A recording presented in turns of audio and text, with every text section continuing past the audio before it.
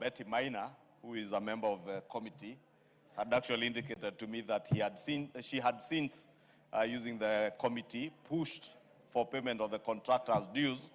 And the Honorable Munyoro, the member for Kigumo, knows the Honorable Betty Maina is a constituent of Kigumo constituency. And all the pending bills have since been settled.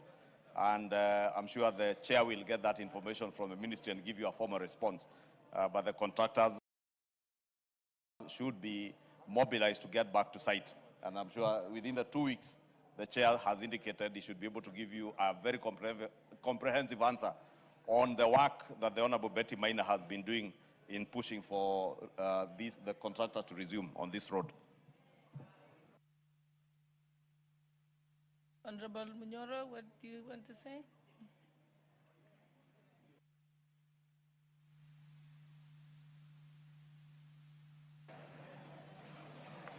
Thank you, Madam Speaker. You know, I never, ever like engaging the majority leader because he's a senior in a profession I am in. But I think he didn't understand my statement because my statement is requesting why, despite the contractor having been paid, they are still not on site. 2, I wanted clarification before they come back on site, whether and there is someone else who has raised the matter in a committee or when you are having tea. I think, Honorable Ruto, you do not come from Kigumo constituency. So leave Kigumo matters to the duly elected member of that constituency. When I raise a matter, I'm not raising a matter so that we debate. I'm raising a matter so that we get answers in this parliament. There's a point of order. Honorable Speaker, maybe I'll just ask the member for Kigumo first to just relax and calm down. Because you just relax and calm down because every member of this assembly is elected to represent the people. You are elected in Kigumo to represent the people of Kigumo. But that does not exclude the member for Keses, who is a representative of the people in the National Assembly. The National Assembly is for members of the National Assembly representing all the people of Kenya. That is why when we legislate here, we do not legislate only for the constituents who have elected us. And therefore, the member for Keses has every right to speak for the people of Kigumo. Just like the member for Murang'a County, the Honorable Betty Maina, has every right as a woman representative for the people of Murang'a to speak for the people of Kigumo, where she hails from.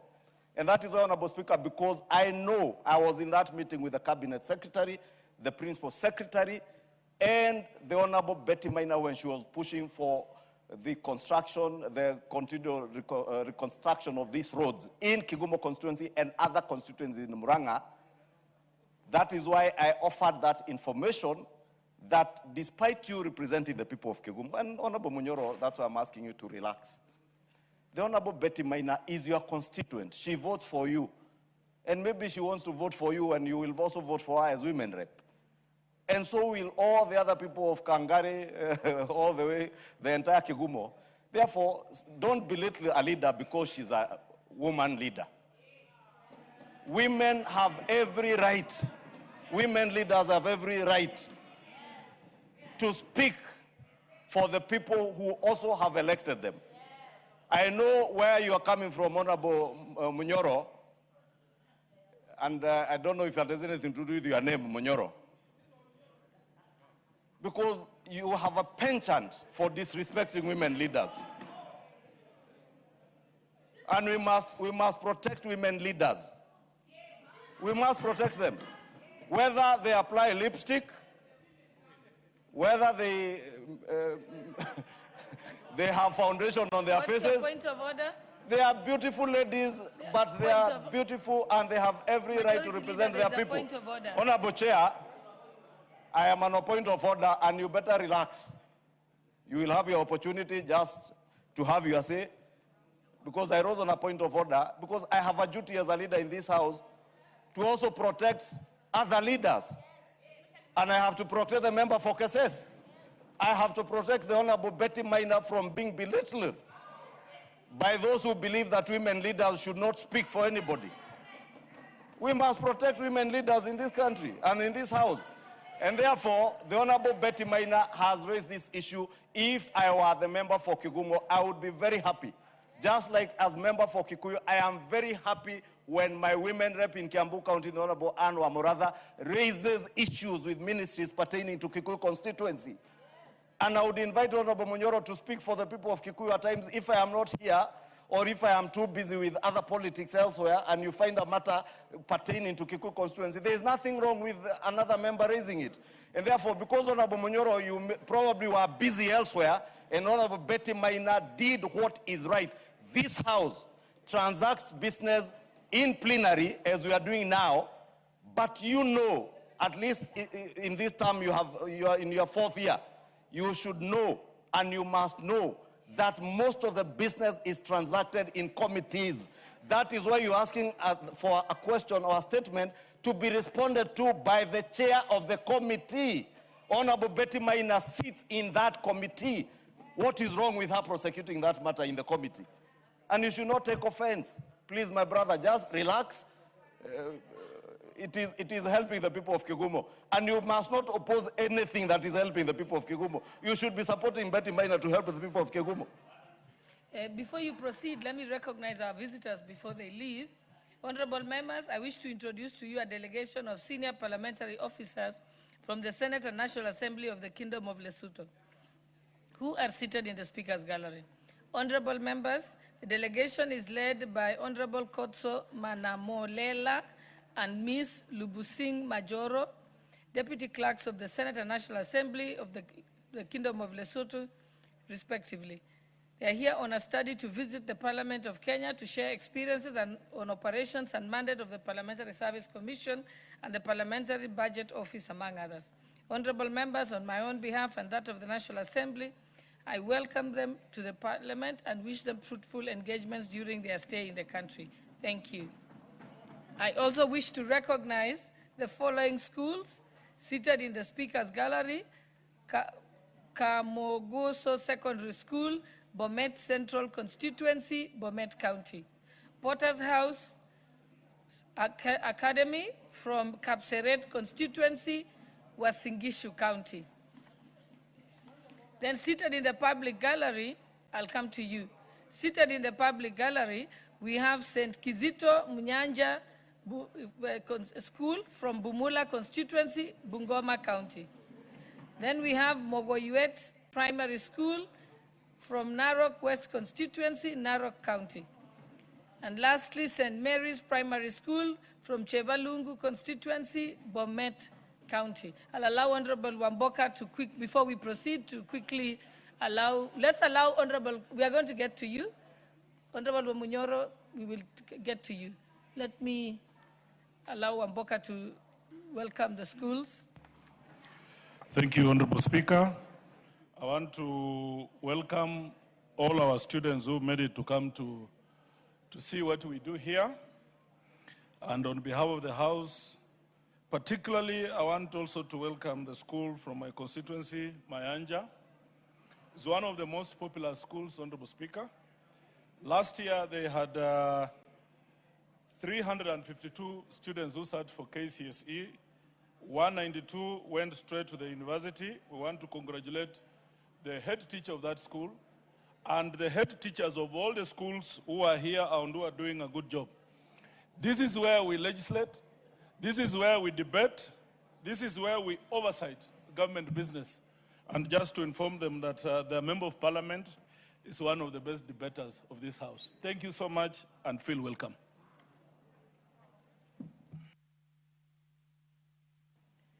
Yes, you may proceed, Honorable Munyoro.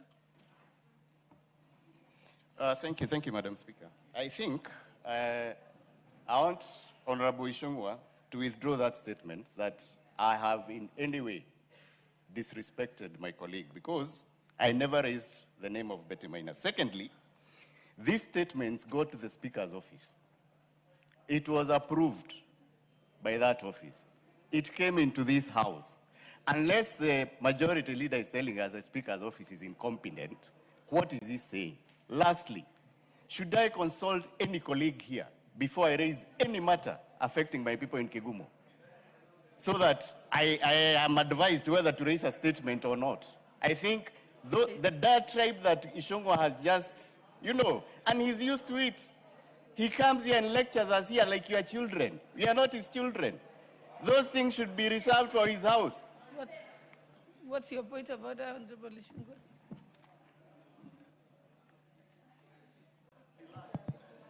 Honorable Speaker, Honorable Munyoro is attempting to put words in my mouth. Because he's saying, unless I am insinuating the office of the Speaker is incompetent. Just to advise Honorable Munyoro, there is a department in this house called the Department of Legislative Affairs, headed by Director Kirui. That is the one that has gone through your statement, passed to the office of the clerk for approval by the Speaker. And you have every right, as a member for Kigumo, to ask questions, to request for statements, and we are only informing you that before your statement, another member of this house had prosecuted that matter appropriately in the relevant committee, and I even offered to tell you when the chair came in, Honorable Speaker, that the chair within 2 weeks will now give you what Betty Maina has been doing before the committee in writing in response to your statement. So I'm not saying you have no right to ask for a statement. You have every right, but I'm also duty-bound as a leader in the House to inform you that there is another member of this House who has done her work diligently as a representative of the people of Kigumo, Kandara, Madhioya, as the women rep for Muranga, and there's nothing wrong with that. So just as I pleaded, Honorable Munyoro, I have no business lecturing you. I would never want to lecture you, but of course I will guide you and help you to be able to serve the people of Kigumo better without emotions and without being agitated over nothing. Please just relax and allow the committee to give you that statement in 2 weeks, and you will be happy. You will be very happy that the people of Kigumo are being served very well by this administration, and you will also be a happy man. Don't worry, Honorable Amanyoro. Next we have a request for a statement by the Honorable Mark Mwenje, member for Embakasi West. Thank you, Honorable Speaker. I pray that the majority leader will not interfere with my question by saying it has been asked by somebody else. Honorable Speaker,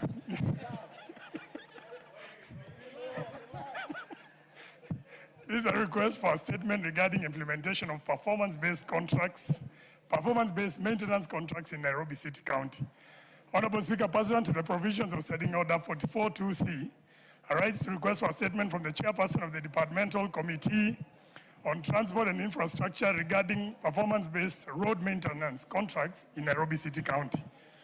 Honorable Speaker, performance-based maintenance contracts were introduced in 2010 in the Ministry of Transport to ensure that roads are maintained at prescribed service levels through continuous routine and periodic maintenance, thereby enhancing road safety, improving mobility, and ensuring value for public expenditure. Despite the implementation of these contracts, the conditions of several roads in Nairobi City County continue to deteriorate, raising concerns regarding contractor performance, supervision, and accountability. Of particular concern is Moi Drive Road in Embakasi West constituency, which is in a deplorable state despite serving as a key urban road linking residential estates, businesses, schools, health facilities, and other public institutions. The road is characterized by numerous potholes, inadequate drainage that poses risk to motorists, pedestrians, and other road users.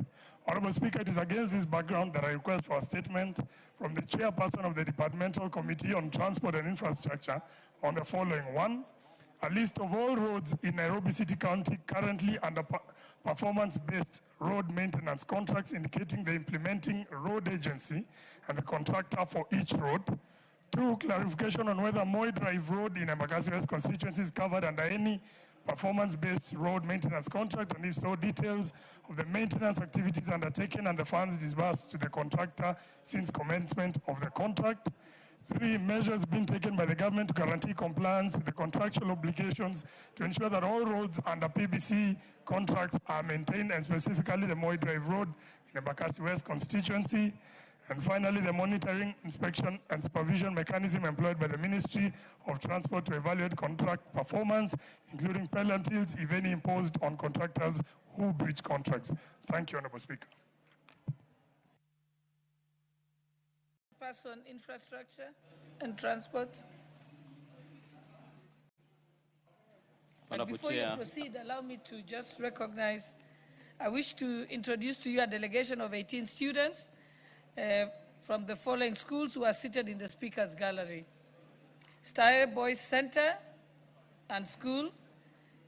2, we have Loreto Convent Valley Road and Alliance High School. The students are in Parliament on voluntary service scheme that runs during the school holidays for a period of 1 to 2 weeks.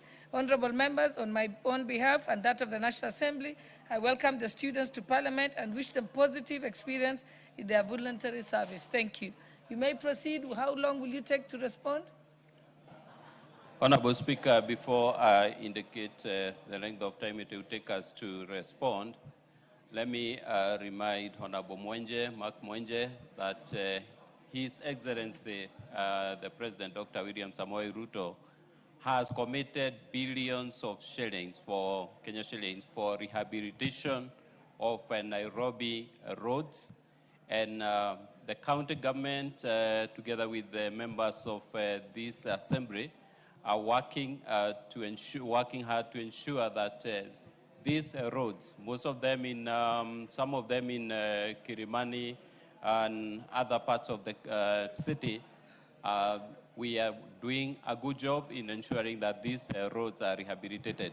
So Honorable Mark Mwenje, I'm sure that if you interact a bit with the county assembly and this assembly, you will get good information on what the president is doing to ensure that our roads in the city are motorable and to ensure that our people are able to use good roads. Honorable Speaker, having said that, we'll avail a more comprehensive statement in the coming weeks. Let me say 2 weeks, if not possible, Honorable Speaker, because I have quite a number of statements to respond to. We will do this after recess. Thank you, Honorable Speaker. I commit. Thank you. I also want to recognize the presence. Yes, Honorable Mwenje? Thank you, Honorable Speaker. Ordinarily, I wouldn't respond, but once again, you can see the mischief here. The chair is telling me that I consult the county assembly on roads that are being done by the national government, that the president has discussed with the county assembly. Last time I checked, the governor of Nairobi was Sakaja. It wasn't the president who's the governor of Nairobi, but more importantly, to inform him that the roads being done under that rehabilitation program, under whatever arrangement, is separate from the roads that are supposed to be maintained especially by Kura in Nairobi and Kenya. This is the accountability that we need to find out from the ministry, because you've diverted funds, given them to the county to do those roads, which we have no problem, by the way. But does that mean you abandon the roads that the national government, such as the ones I've raised, such as Outer Ring Road and Juja Road and all those other roads that need to be maintained by Kura?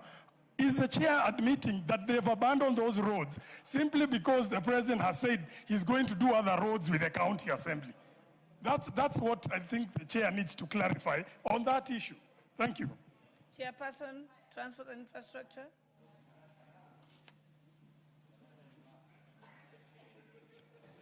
Honorable Speaker, I just want to remind Honorable Mwenje that we, as members of this assembly and members of the county assembly, we don't implement government projects. We oversight. So I just spoke about oversight and administration of those projects.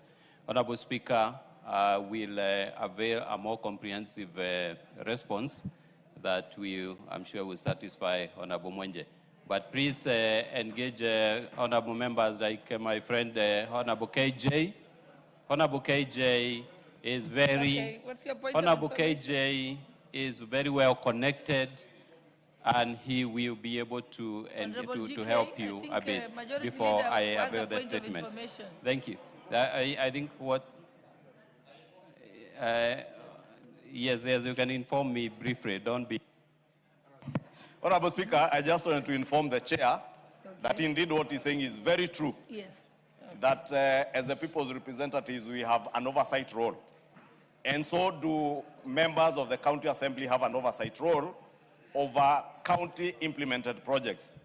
And Honorable Mwenje knows that in his constituency, there is an MCA called MCA Roro, who has been very keen in following up very many roads in Embakasi West constituency, and he's done exceptionally well, especially in the collaboration between the county government and the national government in implementation and construction of roads, particularly in Embakasi West. And the MCA Roro is a very active member of the County Assembly of Nairobi, and therefore Honorable Mwenje should also relax.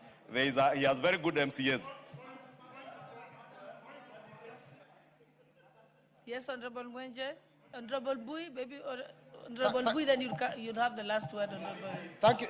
Thank you, Madam Speaker. Madam Speaker, I'm getting concerned, Madam Speaker, at the trajectory that the order of business on questions and statements is taking.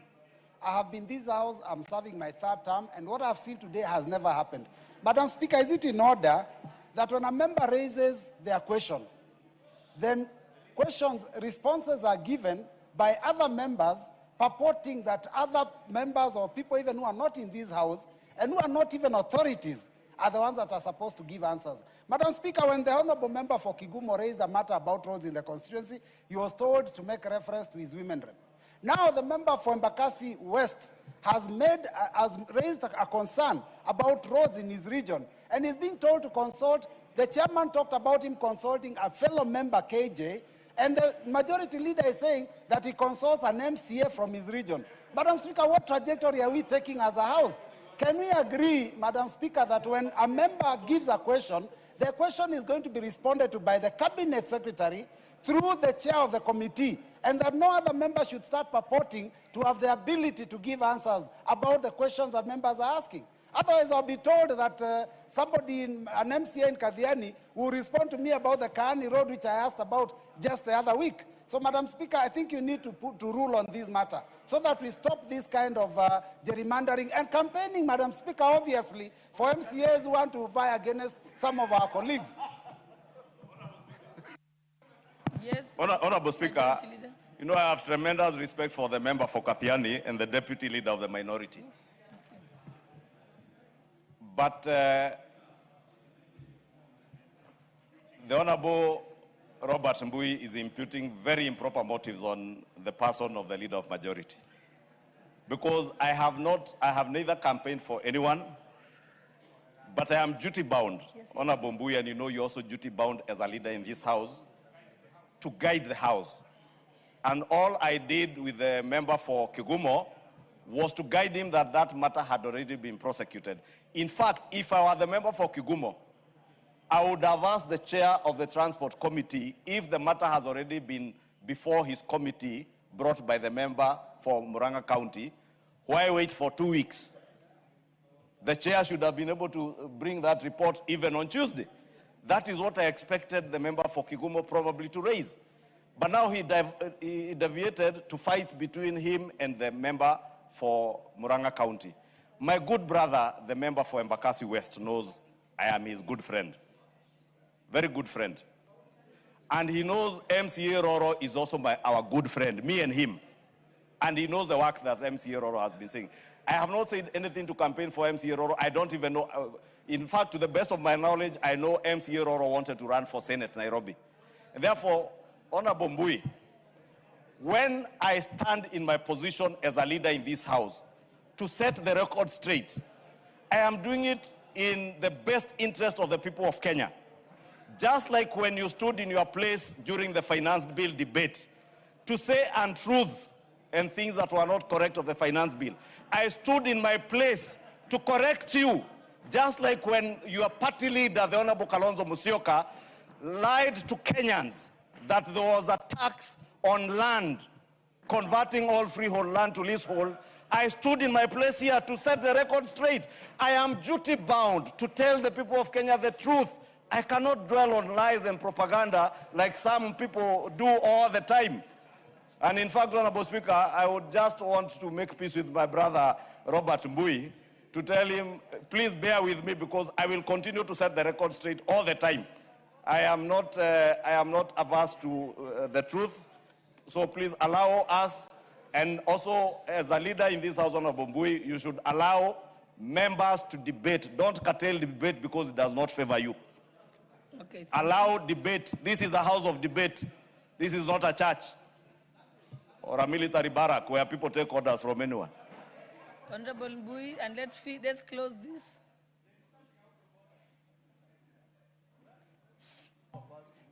Thank you, Madam Speaker. And Madam Speaker, I'm only rising because the majority leader has invited me. And Madam Speaker, I'm happy because he has invited me to also set the record straight on the matter that I raised on the finance bill, Madam Speaker, that there was an attempt to actually, Madam Speaker, increase taxation on Mitumba. Now, Madam Speaker, Mitumba may not be written as Mitumba in the order paper and in the bill. But the minute you see used garments, those are the ones that we call Mitumba. And they were in the bill, and the majority leader knows. And they actually dropped them because they were supposed to be moved from one VAT level to another. And they were removed. So, Madam Speaker, he has invited me to set the record straight. I also like the truth. And so, therefore, Madam Speaker, let us put that debate to rest. But it is good that he has raised it so that I can be able to respond to it. And, Madam Speaker, it was actually amended when we went on the committee of the whole House. And, Madam Speaker, I must say this, that before we came to committee of the whole House, we had a meeting with the Speaker and agreed on how to conduct ourselves. That is the reason why I didn't even raise on that matter on that day. So for him to invite us to go back to that debate, then we may need to reopen the third reading of that committee, and then we bring that report, and I will show him where it is, and I will show him that they actually dropped it. So when he says there are no used garments in the finance bill, that's a lie, Madam Speaker, sorry. Yes, so, and let that be the end, because now we've completely deviated. Honorable Speaker, I rise on Standing Order 91 on statement of fact. And I'm glad my brother Robert, the member for Kathiani, says I invited him to this. In fact, I was doing it deliberately. I was inviting you. And now I invite you, Honorable Speaker, I want to invite the member for Kathiani, understanding order number 91, because he has averred that, in fact, there was tax on Mutumba. Because to the best of the knowledge of this House, and all Kenyans who can read and interpret what was in the finance bill and what we passed in the finance bill, Honorable Speaker, Majority Leader, I think now I want, Honorable Speaker, that you direct the member for Kathiani to table before the House the tax proposal that sought to increase tax on Mtumba in the finance bill. Because we said it here, the chair of the Finance Committee demonstrated that what was being done on Mutumba was actually to remove Mutumba from standard rate of 16% to 0. How is that increasing if that is not decreasing? You are removing from standard, which is 16%, to 0 rate.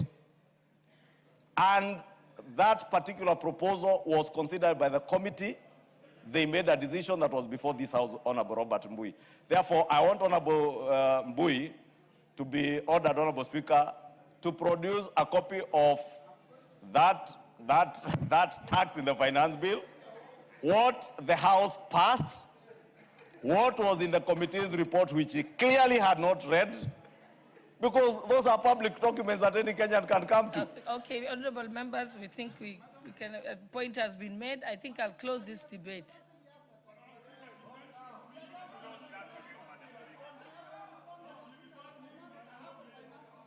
Okay, Honorable Bui, just respond then by...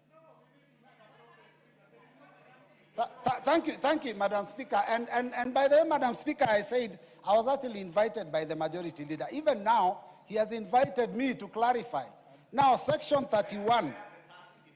Yes, and exactly that is what I'm going to do, because we are moving it from one tax bracket to another, from zero rated from exempt to one of the other. Not from standard, to be zero rated, Honorable from Bui, exempt. now, And it is on debating a finance class. bill that is I just want to point out where it functus is. official. I want to point out where it is for him. It is clause 31, and it is one of those changes. The changes is on paragraph 169, which talks about worn clothing and other worn articles of tariff heading 6309 other than upon importation. So, Madam Speaker, yes, Mutumba was in the finance bill. And it is good that it was in the finance bill. And Madam Speaker, I will also clarify that it was dropped in the House on committee of the whole House. It was dropped. This proposal was dropped, and he can clarify it was actually dropped. So, okay. Madam, when he says that I was lying, that I was not mentioned, he was lying. He's lying to the country. You've made your statement. I think that is sufficient. We shall close the report. Let's close that debate. Honorable members, before we proceed, allow me to.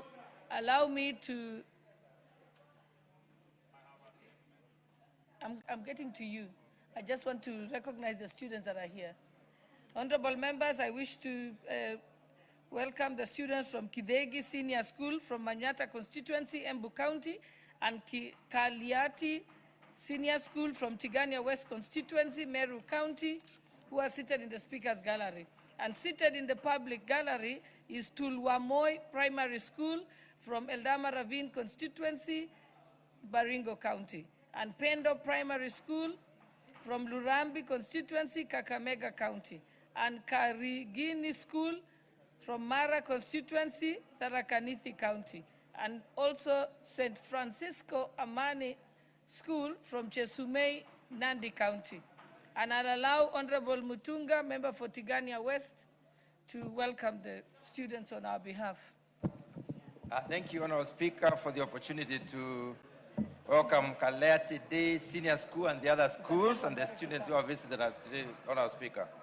Honorable Speaker, Kaliati Day Senior School is one of the best performing schools in the constituency. Thanks to the teachers and also the parents for making it possible for them to come and witness what happens in this house, Honorable Speaker. Honorable Speaker, their progressive performance has enabled improvement in the mean of the constituency, Honorable Speaker. So to the students, this is where we make the laws of this country. This is where we debate issues and agree on what needs to be done. And this is where policies are also passed as sessional papers. I would like to welcome you to take interest in being a member of parliament one day, in representing Tigania West. All you need to do is work hard, read many books, and take interest in politics. I thank you, Honorable Speaker. Thank you. The transport and infrastructure, yes, yes. No, My school. Let him be responded to. I want an undertaking from the transport and infrastructure. Sorry? Okay, you may proceed to welcome the school. Madam Speaker, thank you for the opportunity. I would like to take this opportunity to welcome Tulwamoy Primary School, who comes from my neighborhood and home where I come from. Madam Speaker, I want to encourage them that they take interest in what is going on in Kenya, and today they have come to the center of it. And as they go back home, we want to wish them a good journey, and may they work hard and also think about coming into this house to lead other Kenyans and lead our constituency, Eldama Ravine, to greater heights. Thank you, Madam Speaker.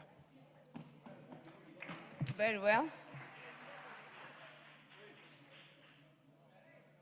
What just happened?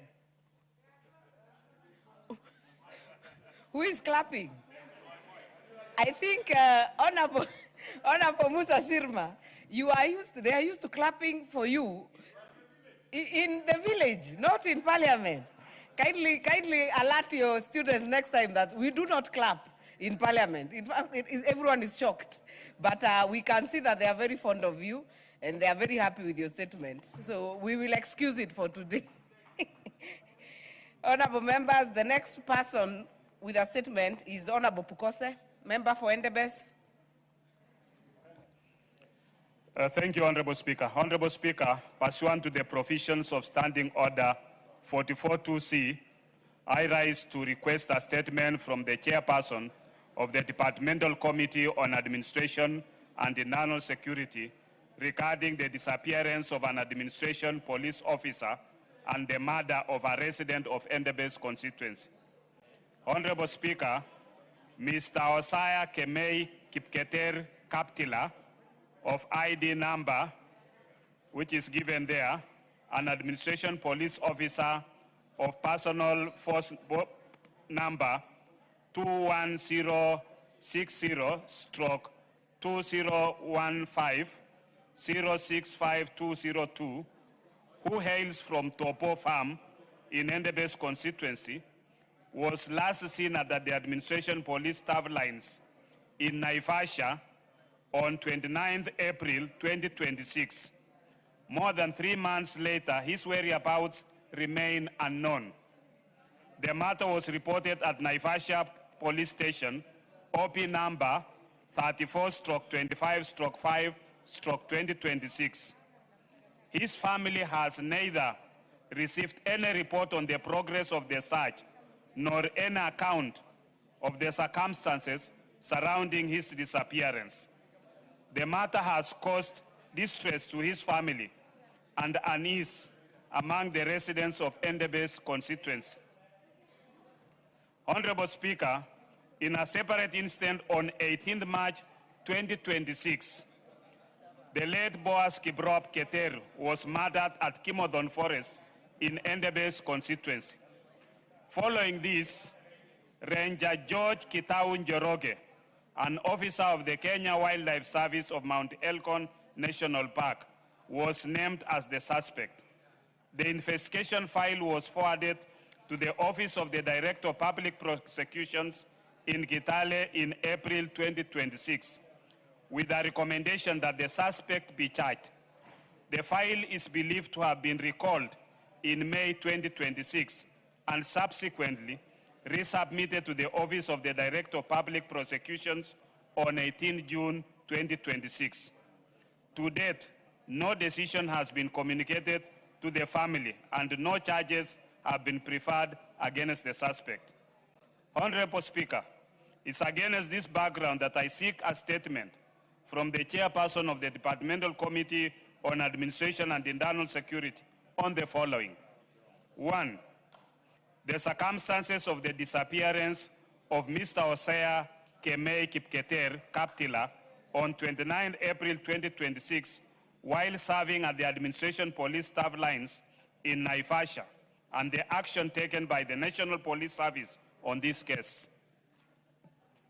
2, the status of the search, specifying the officers assigned, the area searched, and the reason why his family has not received any report on his whereabouts. And 3, the status of investigations into the murder of the late Boaz Kiprop Keter, including the movement of the file between Directorate of Criminal Investigations and the Office of the Director of Public Prosecutions since April 2026, and the reason for the delay. I thank you, Honorable Speaker. Very well. Tongoyo.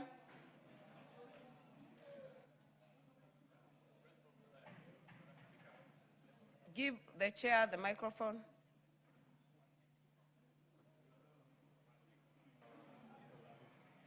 And note, Honorable Tongoyo, that there are very many cases of disappearances, even around the country. Give the chair the microphone.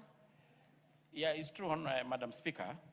And as you may be aware, there was a time we had planned to have the CS Interior to appear before the committee so that we can transact on the plenary But it didn't happen, and we had given him another invitation in 2 weeks' time, but to address largely what you had just said. But on this particular one, Madam Speaker, I'm trying to look around 2 weeks because I've got a big workload.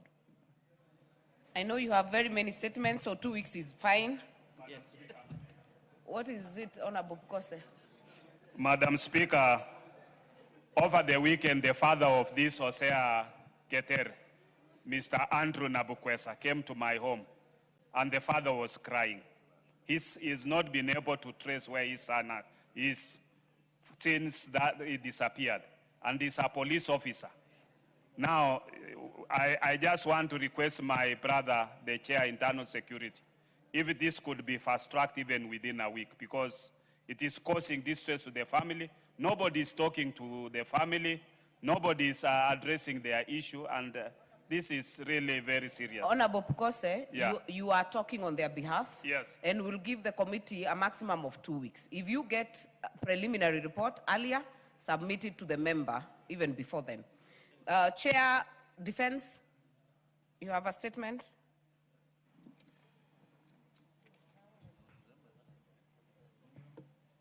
Thank you, Honorable Speaker.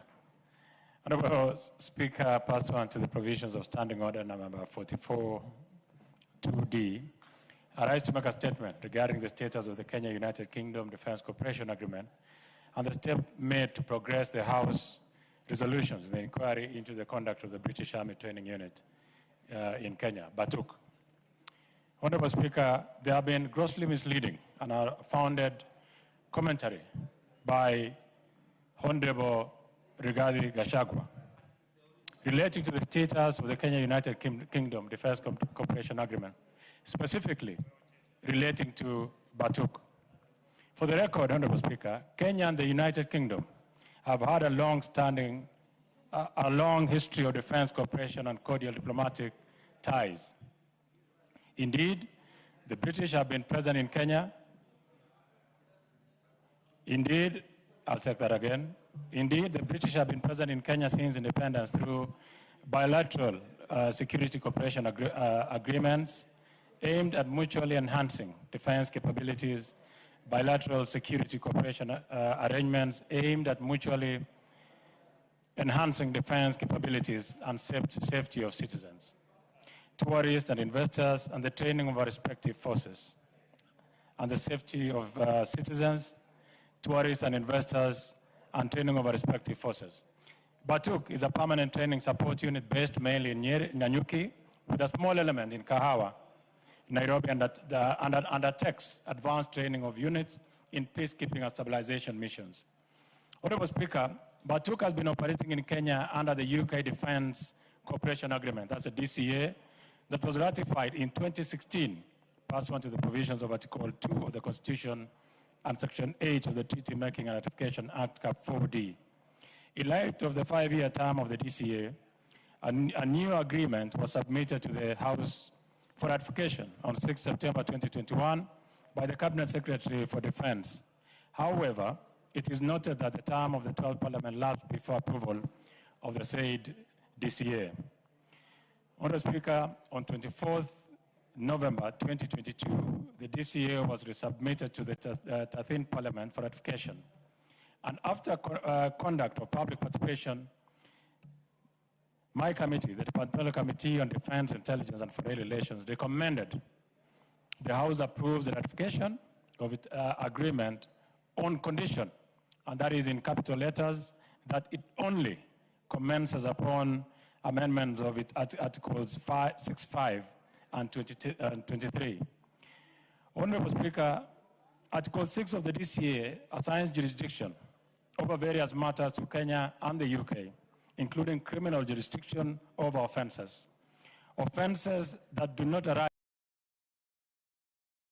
and are subject to the Kenyan courts and law include sexual offenses, torture, inhuman or degrading treatment, transnational organized crime, slavery, offenses against national security, and robbery. In light of the concerns raised by Kenyans and the unsatisfactory manner in which the murder of the locals, such as the case that brought the issue of Batuk into sharp focus, that of Agnes Wanjiru, has been handled, the National Assembly proposed the inclusion of murder in Article 6.5 as an offense triable by our courts. The proposed inclusion, Honorable Speaker, of murder in the list will reinforce accountability and legal certainty for grave crime over which locals look to our courts for effective justice.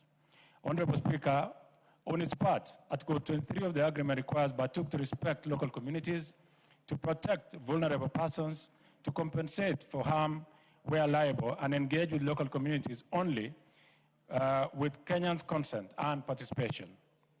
The local communities in Laikipia have severally complained that they have been sidelined by Batuk, which only develops infrastructure operational layer in the agreement to maintain the goodwill of the host community. Approved the ratification of the DCA and subject to reservations requiring amendments to Article 6.5 and 23 in the manner that I have recited.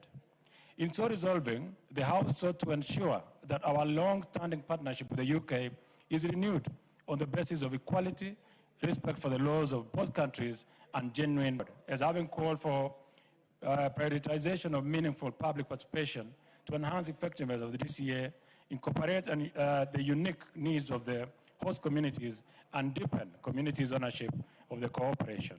Consequently, in May 2024, the Departmental Committee on Defense, Intelligence, and Foreign Relations undertook an inquiry into the operations of Batuk. Honorable Speaker, the committee investigated alleged ethical breaches, including corruption, September 2025.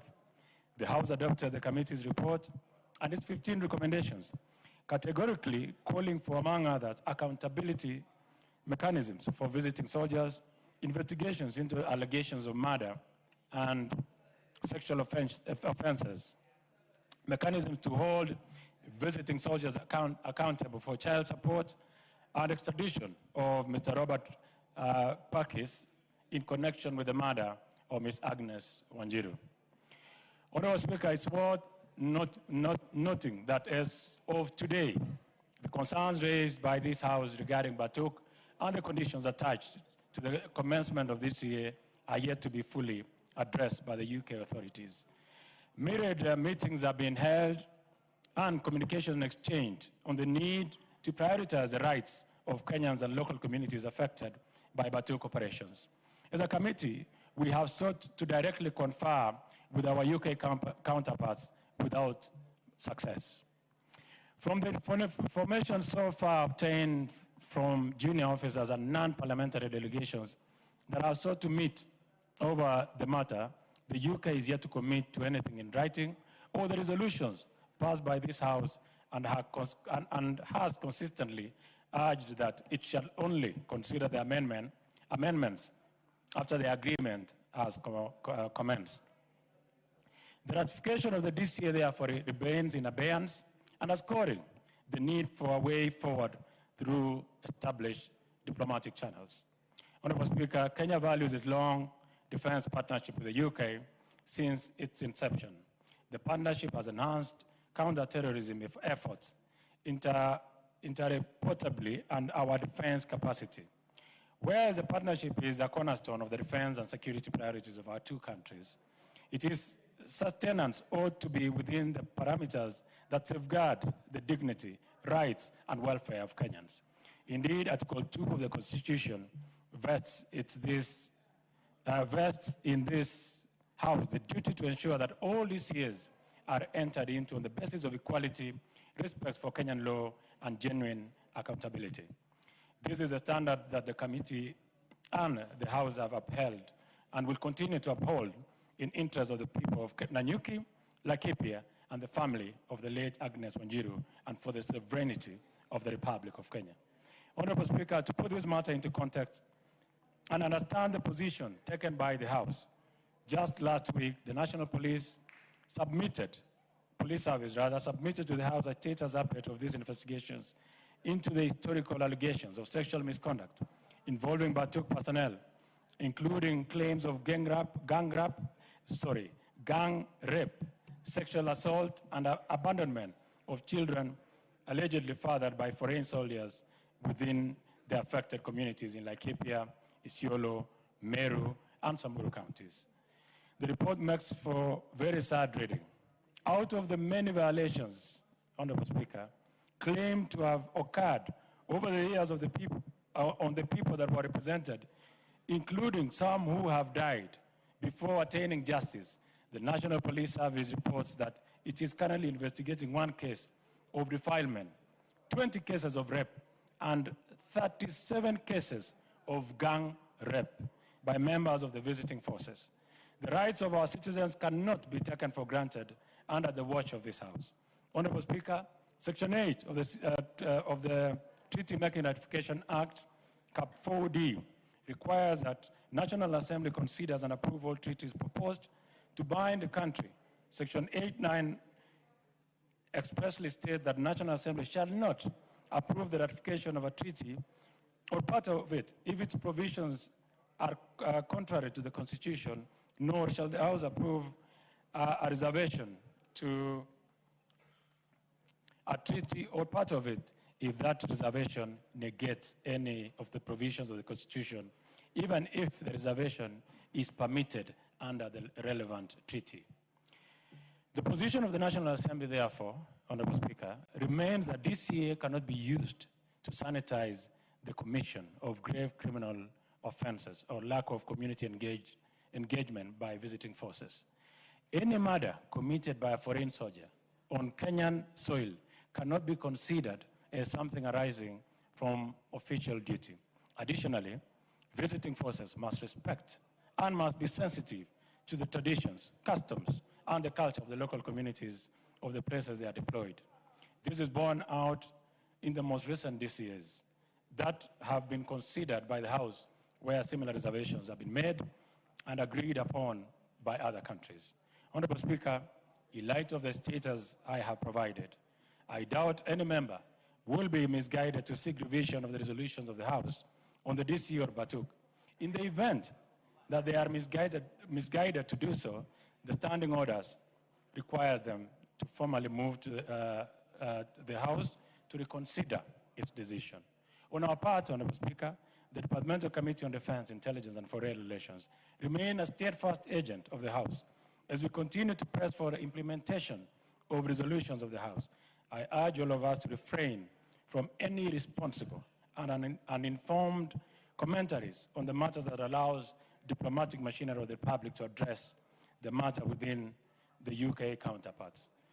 Honorable Speaker, before I conclude, allow me to say this, that I really want to urge desist from making statements that will otherwise have been addressed by our diplomatic missions. There are statements that you can make in the village. There are statements, you know, and continued use of statements that sometimes even refer to Parliament, and insinuating that the United Kingdom is a corrupt country, that it even attempted to bribe myself and my committee. And you being a member of my institution, we are this issue. It is such regrettable to have the person who I will assume, I will forgive any other person, but not Rigathi Gachagua, who was a member of this House. He ought to have understood the legislative process, treaty-making process. Obviously, he seems not to have understood what we are doing in Parliament for the last 5 years when he was a member in this House. I want to urge Honorable Gachagua that please do your politics in Wamunyoro, but keep off the issues that touch on our military, Kenya military, and the UK military. These are extremely sensitive issues that are way beyond your pay grade. So please just shut up and allow my committee to do its work. What you are telling the people in Wamunyoro is that we as a committee should have just kept quiet when the children of Laikipia are being raped, that we should have just kept quiet when Agnes Wanjiru has been murdered, that we should not have made a comment as Parliament, and we should have been toothless when atrocities are happening in Laikipia and Samburu counties. People have lost their lives. People have been maimed by unattended ordnance that are left during training by the British Army military. People have been killed by attempting to enter into the barracks, the military barracks in Nyanyuki. I want to urge every responsible Kenyan that as a committee we've done our work, and please desist from making any statements that will otherwise contravene what is a house we have approved. Honorable Speaker, I thank you, and that is my statement. Chairperson, being my committee, that's why I've indulged you, but you know, understanding Order 44.2D, you should read the statement as it is, but I've actually indulged you to speak outside the statement. But, and I know this is a topical issue, honorable members. We'll have a few comments on it. But in the meantime, allow me first of all to recognize in the speakers gallery, learners and teachers from Golden Elite School, Kisumu Central, Kisumu County. And in the public gallery this afternoon, we have Muthwani School from Makueni County. We have Our Lady Queen of Mercy, Kajiado East, Kajiado County. We have Titus Ngoyoni School from Laisamis, Marsabit. We have Laboso Vision School from Kipkelion West, Kericho County. And we have Adjutant Academy from Bomet Central, Bomet County. Join members and the whole House to welcome you to the proceedings of the House. Honorable members, I'll give the first shot to the Majority Leader on this Batuk statement. Honorable Speaker, allow me first to thank the Chair of the Defense and Foreign Relations Committee, which, Honorable Speaker, you're also a member of the committee, first for setting the record straight. Because, Honorable Speaker, you are accused, you together with other members of the committee, that you are demanding 3 billion shillings.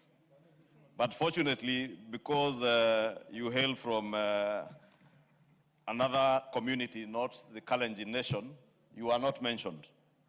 And the person who was mentioned by the Honorable Rigathi Gachagua was the Honorable Nelson Koech, purposely and deliberately, to do what he has now perfected in ethnic profiling of the people from the Kalenjin nation. It is the same attempt you saw yesterday, Honorable Speaker, when he tried to profile ethnically officers commanding police stations in Nairobi. And I'm happy because the Chair is tabling that report or that list that is indicating that out of 65 officers serving police stations in Nairobi County, only 16 hail from the Kalenjin sub-tribes, and 17 hail from the Mount Kenya communities, Kikuyus, Merus, Embus. And therefore, Honorable Speaker, you can see what this person is attempting to do with the social fabric of our nation. To poison the people on ethnic basis, Honorable Speaker, and I think the people of Kenya now know him better. And I am glad last night I saw the Honorable Munya vindicate this assembly for having impeached the former deputy president. And Munya actually indicated that he is indeed a bully. He is now bullying them in the opposition. Member Fondia, what is out of order? Honorable Speaker, I have had my majority leader mention Honorable Gachagua, and I'm seated here with Honorable Gachagua, and he's complaining that he has nothing to do with such utterances. Please clarify. I think Honorable GK, the member you're seated next to would have protested. He knows it is not him. But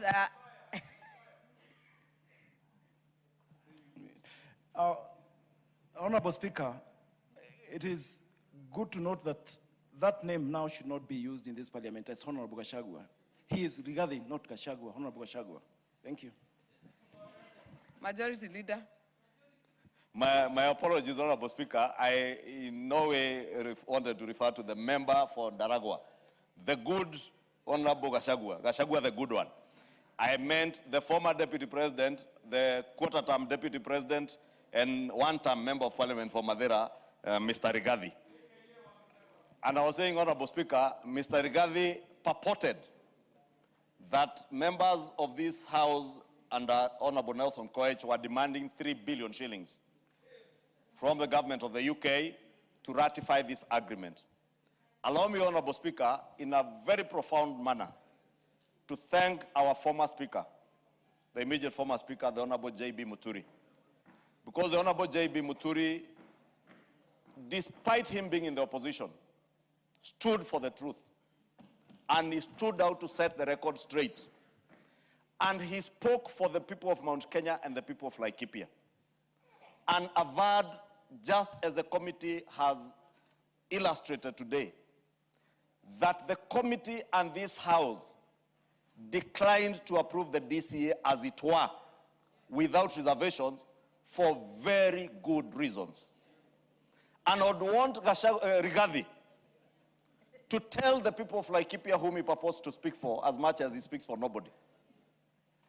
How right is it that the family of the late Agnes Wanjiru continues to suffer and seek for justice, and they cannot find it, Honorable Speaker, because the UK government has refused to ratify the reservations that this House, under the able leadership of members of the Committee of Defense and Foreign Relations, put. And those reservations, Honorable Speaker, you know, because you're a member of that committee, together with our Deputy Minority Whip, you know they are well-deserved reservations. Murder was excluded. The committee brought in the offense of murder.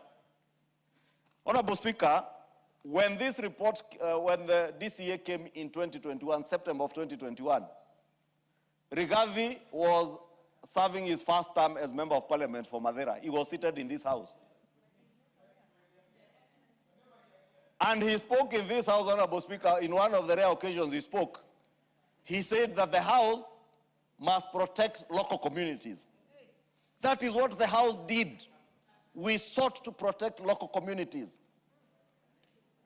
Those members who come from Laikipia will tell you there are people who have been maimed by landmines left in the ground by these forces as they train in the jungles. And pastoralists, as they graze the animals, either the animals or individuals are blown away by landmines. Those are some of the issues that were raised. Honorable Speaker, I have had, not since I became leader of majority, I have had at least 2 engagements with the High Commissioner of the UK in my office here. And in no uncertain terms, I have told the High Commissioner the reservations that were raised by the House must be addressed by the UK government. And they must be addressed without exception. Agnes Wanjiru must get her right posthumously. The committee thought that if there are violations of human rights,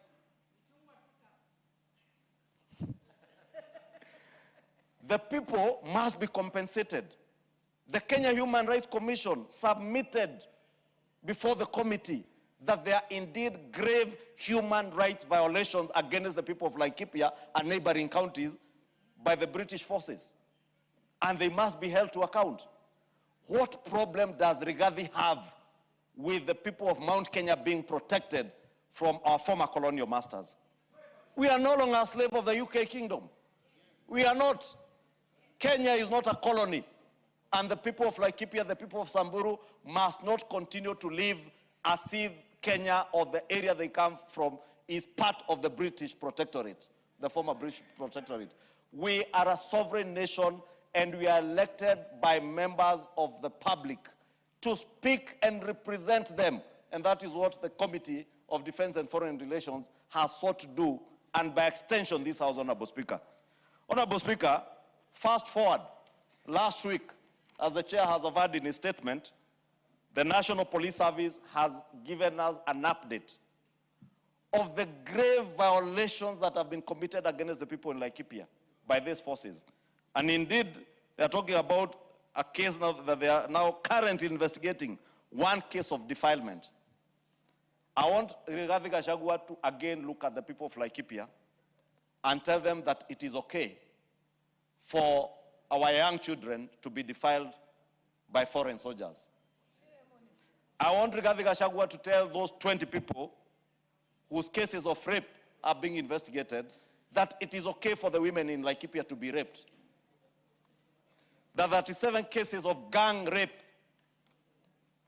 grievous criminal acts. Rigathi should tell the people of Laikipia that it is okay for women in Laikipia and young girls to be gang raped, and this House should just approve and rubber stamp that DCA. I want to reinstate, Honorable Speaker, what we have told the UK government, that we shall never in the National Assembly of Kenya ratify anything that will violate the rights of Kenyans. We are here to represent people, not animals. Honorable Speaker, what Rigathi said deserves to be dismissed with the contempt it deserves. But if we remain quiet, Honorable Speaker, his perpetual lies tends to look like the truth. And that is why I must thank the chair of this committee for setting the record straight, and that is why even yesterday, when he sought to perpetuate other untruths, I requested the chair of the National Security Committee to also table a list, and I'm sure he's going to table it. He had shown me that list, to show that we have a dangerous person in this country who wants to destroy the social fabric of our nation, who wants to see bloodshed in our country, and who will say anything and everything that will destroy our nation. We have a duty, despite our various political opinions, to protect life as leaders. And indeed, I want to take this opportunity, Honorable Speaker, to plead with all of us. In the run-up to the elections, whatever we say, let us say what unites, not what will pit one community against the other. I know Rigathi because I worked with him. And I have kept saying I have absolutely no regret to have voted to impeach Rigathi Gachagua, because he remains an existential threat to this country, its unity, and the peace of our peace-loving citizens. Honorable Speaker, as leaders, let us be cautious of what we say. I was asking Honorable Speaker what the member for Mukurweini said in Kenyan the other day. Just extrapolate that and move Honorable Kagushia from what he said and assume that had been said by Oscar Sudi in Kapsaret. What will we be saying today? We must be cautious of what we say as leaders. Because you tell people to go for others under their beds, and they will literally do it. Because they think what you are telling them is the right thing. And we must continue to condemn these utterances, even when they come from our colleagues. And I will say, even if a member of UDA or ODM in the broad-based government says what is unpalatable and what is bound to lead to bloodshed, I will condemn it. I will condemn it. I hear the member for Embakasi West asking me Duale. And I was away out of the country, Honorable Speaker, when Duale used what he described as figurative language. And we are very quick to condemn what has been said. And the following day, Rigathi Gachagua stands in public and says, kill nyoka na mayai yake. And it is okay when he says, I was only using figurative language. If figurative language is right for Rigathi, it must be right for Duale. If figurative language is wrong for Duale, it must be wrong for Kagushia, it must be wrong for Rigathi Gachagua, it must be wrong for Kimani Ichung'wah. If we are using figurative language, let us not use figurative language that can be misinterpreted. That when you say nyoka na mayai yake, you are saying people to be killed. Honorable Speaker, let me end it there, but thank the Defense and Foreign Relations for being true patriots, and members of this House for being true patriots, staying true to our calling to represent the people and defend them in line with our Constitution. And I thank the chair of this committee and the Foreign Relations Committee, because they have said they shall not approve the ratification of a treaty or part of its provisions that are contrary to our Constitution, nor shall the House approve a reservation to a treaty or part of it if that reservation negates any provision of the Constitution, even if the preservation is permitted under the relevant treaty. Therefore, what the reservations that were sought to be included to include crimes that were not covered, that it is not okay for a British soldier to rape, to kill, and get away with it because you'll be protected under the treaty. You did the right thing, and do not be intimidated by those ethnic bigots who want to intimidate you, Honorable Koech. Don't allow them to profile you on the basis of your ethnicity, because he was very deliberate to target Honorable Nelson Koech because of where he comes from. Honorable Speaker, I beg to support.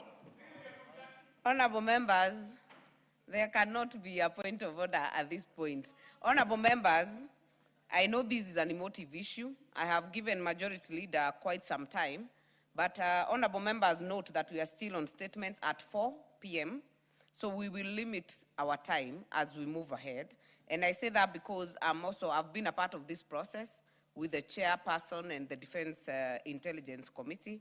The report that we submitted is public, it is in this house.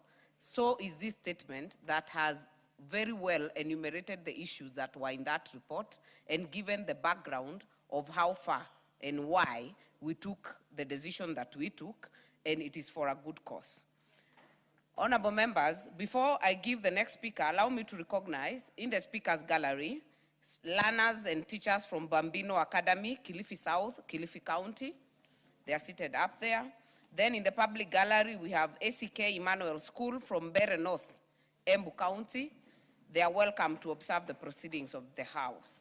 I will now give the member for Laikipia, Honorable Jane Kagiri, because I know the committee visited that area. The leaders came out and gave their views. The public came. Human rights, we have spoken to almost every stakeholder. So I will give you as a local leader to give your input. Contribute to this discussion. Honorable Speaker, I'll start by thanking the Defense and Foreign Relations Committee for a job that was well done. Honorable Speaker, I've always heard that this house is a house of records, but I want to appreciate that when you came to Laikipia County, you listened to the people, took down their complaints, and when it came to presenting the report, you did it very well in this house. Honorable Speaker, that said, it actually makes me very concerned and very worried when I hear a past leader in this country speak of people having asked for bribes for them to renew the contract and the agreement, whereas, Honorable Speaker, we are speaking about a life of Agnes Wanjiru, a life that Laikipians keep demanding that the guilty must be convicted and charged, yet 14 years later, the killer still walks free in the streets of UK, untouched and undone nothing. Honorable Speaker, when I was sworn in this house, I was sworn in to protect and represent the people of Laikipia County. Laikipia County is not a county of a lesser God. When it comes to discussing death in this country, the death in Laikipia County it's not a case that is to be discussed. In fact, it is trivialized to an issue of bribes and money that should be collected or not collected. Honorable Speaker, I'll give an example. In the year 2025 in May, there is a judge by the name Justice Lucy Mugambe, who was convicted in the UK because she had been exploiting a lady as a slave in her house. Honorable Speaker, she was charged and convicted and imprisoned for 6 years. Honorable Speaker, we can't say one way Africans are treated differently and another way when it comes to the white people, we treat them differently. Honorable Speaker, my statement here is we stand and we stop at anybody who commits a crime in Kenya must be convicted in Kenya, tried in Kenya, and justice must be delivered in this country. Honorable Speaker, this conversation leads me to asking myself, for very many years, Laikipians have been killed by cattle rustlers, they've been attacked, and nobody spoke about it. Today, Honorable Speaker, when I hear people speak of how much they love the people of Laikipia County, I am forced to wonder, is it the love that they've discovered Laikipians are there today? Were they not there when Agnes Wanjiru was murdered to know that they should have spoken about her death? Honorable Speaker, it is Laikipia's time to be respected, treated equally, and treated as a part of this country. Thank you, Honorable Speaker. Very well. Member for Tetu. Thank you, Madam Speaker. Madam Speaker, I have listened to the chair, and I indeed support the report on its merit, that as a country we have to do everything that it takes to safeguard our territorial integrity, the rights of our people. But, Mr. Speaker, Madam Speaker, this motion is taking a sad turn, or a very unnecessary and irrelevant turn. And Honorable Speaker, whether one agrees with Honorable Gachagua or not, for me is completely irrelevant to the question before the House. The issue that the chair is raising is whether the agreement adequately safeguards Kenya's sovereignty, whether it ensures justice for victims, whether it protects the interests of communities, and whether it protects the livelihoods of those people in Laikipia, who, by the way, a lot of them have lost jobs and contracts, and everything has to be weighed. Madam Speaker, in this House, I wish to raise a concern. The Honorable Gachagua is becoming almost like a motion, because even if we are debating water, the person debating issues to do with water somehow goes around everything.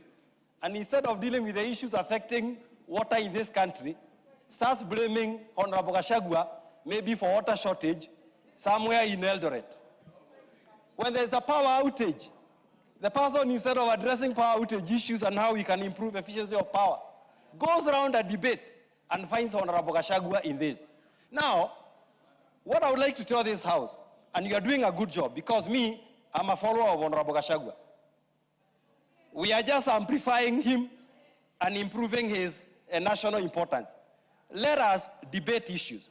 Honorable Gachagua is on record being a truthful man. And you know, in the past, Madam Speaker, if you can add me half a second, you know, they say if Honorable Gachagua, they say if Honorable Gachagua tells you, there's a point of order. Honorable GK.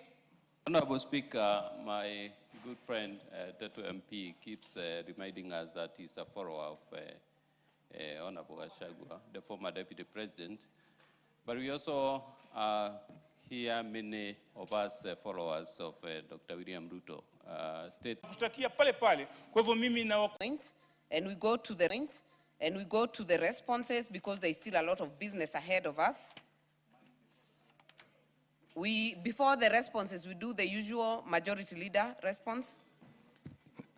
Usual statement. It's usual statement. On behalf of the House Business Committee, pursuant to Standing Order 44-2A, Honorable Speaker, I rise to give the following statement. That with regard to business scheduled for next week, the House is expected to consider the following bills at various stages, some of which are listed in today's order paper, should they not be concluded today. A is the second reading of the following bills: the County Library Services Bill, Senate Bill number 40 of 2024, and 2, the County Assembly Services Amendment Bill, Senate Bill number 34 of 2023. B is Committee of the Whole House on the Public Participation Bill of 2025, 2, the Plant Protection Bill of 2025, and the Business Laws Amendment Bill, Senate Bill number 51 of 2024. Additionally, Honorable Speaker, debate will be undertaken on the following motions, should they not also be concluded in the course of business today. 1, report on the audited financial statements of selected state corporations in the energy sector. 2, the third report on the status of reports on petitions and resolutions.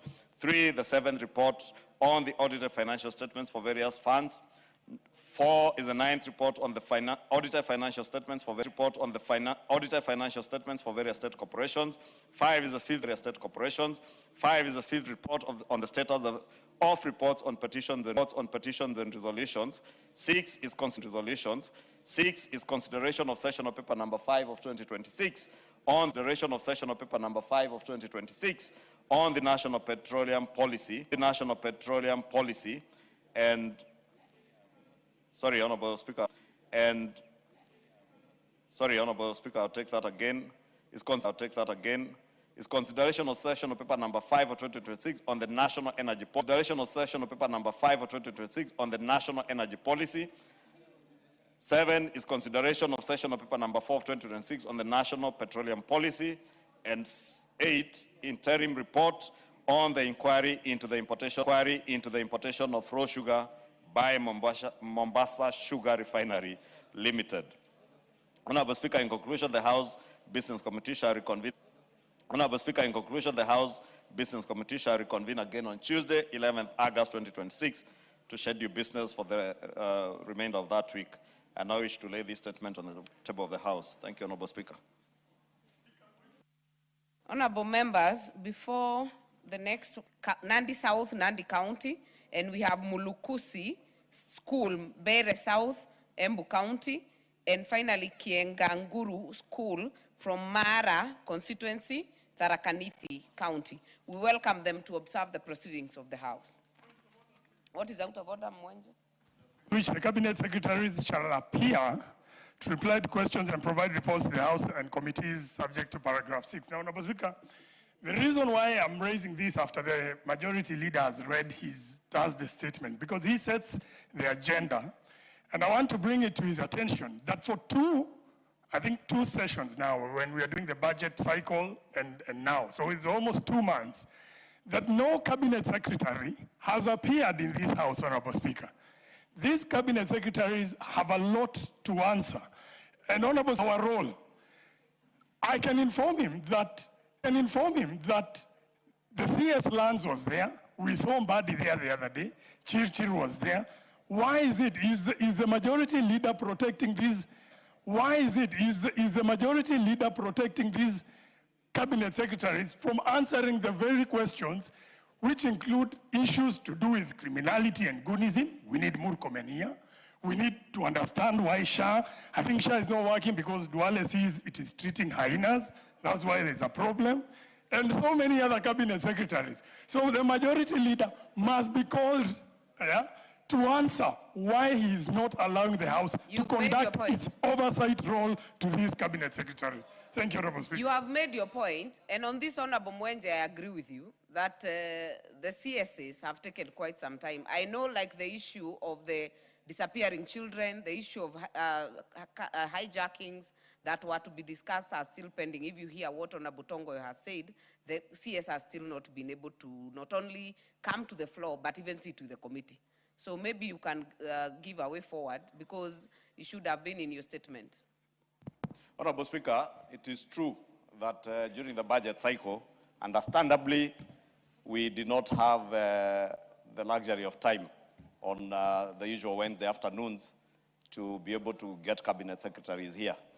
But also, Honorable Speaker, the cabinet secretary was scheduled to appear before the House, because again, Honorable Mwenje knows it is not the majority leader who ask questions. May have requested for a question that needed to be answered by any particular cabinet secretary. He has not tabled any question. So I cannot just wake up one day and ask the Honorable Duale, or the Honorable Murkomen, or the Honorable CS for Lands, Alice Wahome, to appear before the House and answer what, if you have not asked the question. But for the members who have filed their questions, the week after next week, we have scheduled that there will be cabinet secretaries at least who will be coming to answer the questions that are already filed. So I would want to advise you, Honorable Mwenje, if you have any question, please file with the table office, and we will cause any cabinet secretary, including the prime cabinet secretary, to appear before the House.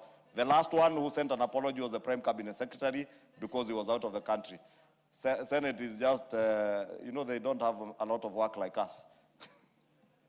That is also true, Majority Leader, in terms of the filed questions. But if I remember last week, it was also raised at some point of pending questions. So I think maybe it's good to go through it so that we caused, yes, the ones that are filed, definitely.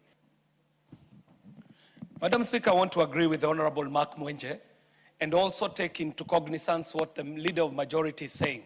However, Madam Speaker, we are the people who are in control of this House, up to and including our standing orders.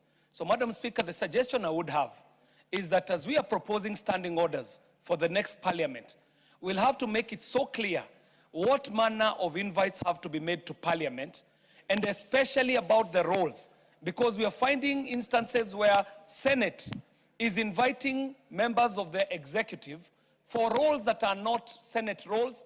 They are not devolved. They have nothing to do with devolved governments, so that we... Key findings, and I'll just read a few because I reported back this earlier. There are a few changes, that there were cases of inflated declarations by those who are redeeming the vouchers.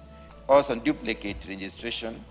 There was also registration of non-farmers, limited involvement of GAO team, and institutional framework, institutional farmers being registered under individuals, among others. There were many others.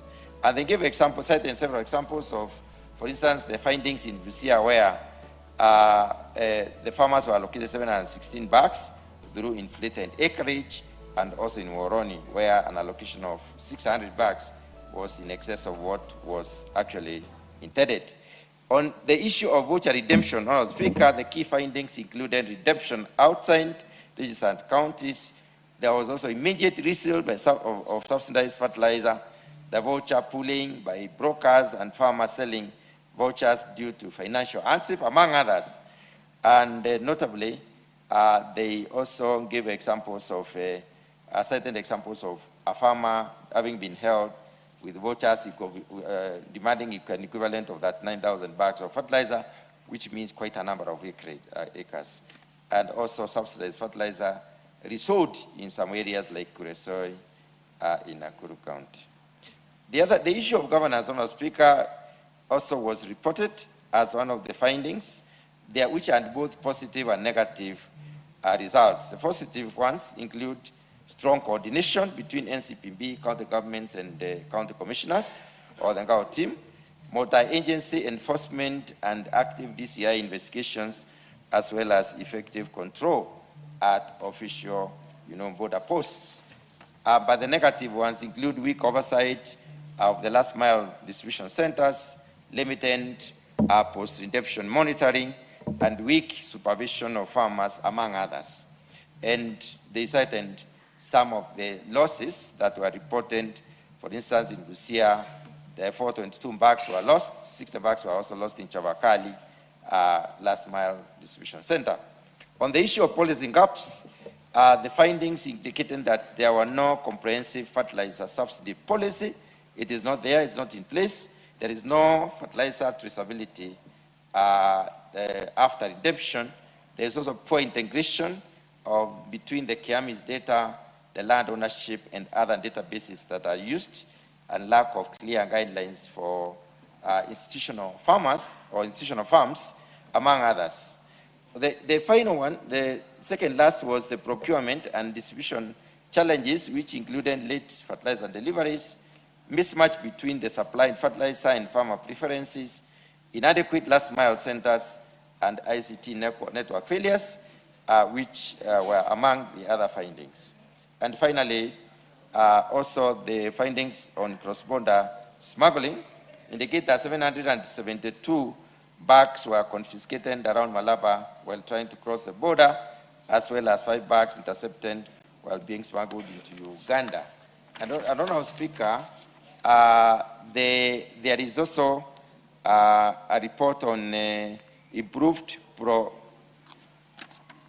there was also a report on contributing factors, where we have cross-border farming, and Kenya is known to produce seeds in Uganda, and therefore when we are supplying the fertilizer to Kenyan farmers who are farming in Uganda, sometimes fertilizer crosses border. Family ties also with the Ugandans, and use of informal or panya routes. Cross-cutting challenges, Honourable Speaker, include diversion by brokers, delayed delivery during peak demand periods, staff shortages, limited extension personnel, and weak accountability, and inadequate legal framework, among others. There are quite a number of them. The member has already been given this particular response. The committee has come up with about 7 recommendations, one of them being strengthening the farmer registration, which is an issue. The other one, improving voucher management. Strengthening governance is the third one. Policy and legal reforms is the fourth one. The fifth one is improvement of procurement and distribution system. And the sixth one is strengthening border controls. In conclusion, Honourable Speaker, and I've done a summary of the main statement. In conclusion, Honourable Speaker, the ministry concludes that the fertilizer subsidy program remains essential for agricultural productivity and food security of this country, and fertilizer diversion is mainly driven by weak farmer registration, verification, and monitoring systems rather than procurement shortages. Also, the report concludes that improving data integrity, fertilizer traceability, enforcement, and legal framework will basically significantly reduce leakage and ensure subsidized fertilizer reaches the intended farmers. The final issue that the member was interested in were the long-term interventions that are being implemented to safeguard subsidized fertilizer programs, prevent diversion, and also protect farmers from future shortages. And the ministry indicates that they will introduce 2-year framework contracts with multiple local and international fertilizer suppliers to guarantee timely availability. Also, the report indicates that they will issue procurement orders before each planting season to allow adequate production and shipment planning. Also conduct a comprehensive audit and validation of the KIAMI's data, strengthen the farmer and land verification through GAO and agriculture officers, introduce fertilizer traceability system and strengthen multi-agency enforcement, and develop a comprehensive fertilizer subsidy policy backed by stronger legal provisions to curb diversion, smuggling. Honorable Mutunga, let me just stop you for a minute to recognize Kabuti. End of that statement. Yeah, sorry. Honorable Dr. Mutunga, I stop you because I see they are leaving in the speaker's gallery to recognize Kabuti Senior School from Tinderet, Nandi County. We welcome you to observe the proceedings of the House. Honorable Mutunga, are you done? Yes, Honorable Speaker. And I hope you had served Honorable Sioi with the response. Honorable Sioi, are you satisfied? Do you have follow-up questions? Thank you, Honorable Speaker. I am dissatisfied by the answer. I just want to go direct to the answer whereby the minister has said that the rains came earlier than expected. I am just wondering, Madam Speaker, who is supposed to advise the farmers of this country when the rains are going to come? Who is supposed to inform them if the rains will delay or come earlier? Madam Speaker, as I stand here in Trans Nzoia, and I want to believe it's in the entire country, we don't have a harvest in the next few months. The maize dried up completely just because we had delays in the distribution of fertilizer. I am looking at, somebody has just said yes, and I know there are some of the people that are waiting in the next few months to go to the streets with sufurias because we are going to have food insecurity in this country, Madam Speaker. Madam Speaker, the CS has spoken about increasing the quantity of fertilizer. If you look at the quantity of fertilizer this year compared to last year, there was an increase. But the problem was not the quantity of fertilizer. The problem was how it was being distributed, the structures that were put across. The chairperson has just said that they are going to strengthen, but the structure they're using is the same. The NGAOs, the commissioners, whoever, all those people that you've spoken about are the same people that were there before. So to me, we don't have a permanent solution to the problems that we are addressing at the moment. So, Madam Speaker, I would allow me to say that I think the CS has not taken this ministry seriously, telling us that fuel went high, and that is the reason as to why transportation of fertilizer to the county took long, is a total negligence to the ministry. Because this is supposed to be taken as a matter of urgency, Madam Speaker. You cannot say that the fertilizer reached the farmers late because of fuel. It was supposed to be given a first priority because this is food security of the country we are talking about. So, Madam Speaker, I would wish to ask the minister to take serious this ministry that is he's been given to man, because this is a very crucial ministry. And again, I would wish to understand what happens with the poor harvest that we are going to have in this country, in this next harvest, because we are expecting lower harvest in the country, and I know, and I must say, that it is out of negligence of the minister, because he has admitted on various occasions here, he said they had the late delivery. The points whereby fertilizer was being distributed were only 10 out of 25 wards in the entire county, of which they have said that they're going to increase from 10 to 20, and I would request that they increase the serving point to 25, so that at least each ward can have one serving point, so that the fertilizer can reach out to the farmers on time, and again, it gives them easier time. I can imagine a farmer traveling all the way from Matumbei to town, in cereals board in town, just to come and collect fertilizer, and majority of them were complaining that you travel all the way, you get to town, then you are told to come tomorrow. You are told to come after a week. You keep on spending a lot of money, Madam Speaker. So I still want to request that they look into this to ensure that farmers get fertilizer timely and in the right quantity and the right fertilizer in that case. Thank you, Madam Speaker. Chairman, I see the chair Rhodes is distracting you. I hope you have listened to Honorable Sioi. And I see even on the order paper, you have two questions that are very related, because the question of Joses Lelmengit is on prolonged spell on food security. So it's quite a concern. And some of the issues, I would say maybe you still need to go back to the minister, but I think there also needs to be some improvement in the relationship between the national government and the county governments, because like the zero distribution, the zero going to the wards, going to the villages, you should work with the county governments. So maybe you can respond to what Honorable Sioi has asked, even as you look at what the other question had asked, although the person is not in the house, it's still very related. Thank you very much, Honorable Speaker. Honorable Speaker, the ministry did plan for a breakfast meeting to try and understand from the honorable member asking the questions what exactly they wanted from the questions, so that they can go and do a thorough brief on it. Maybe the honorable member never got the communication, but Honorable Speaker, what I would like to say is that let the honorable member draft specific questions so that we can even invite the minister here, and you will be able to answer all those questions plus any other that is related, and that will do justice to this particular sector. Chair, this is the second time you're responding to this question. So what was the follow-up questions? Are you saying that you didn't know what you're responding to?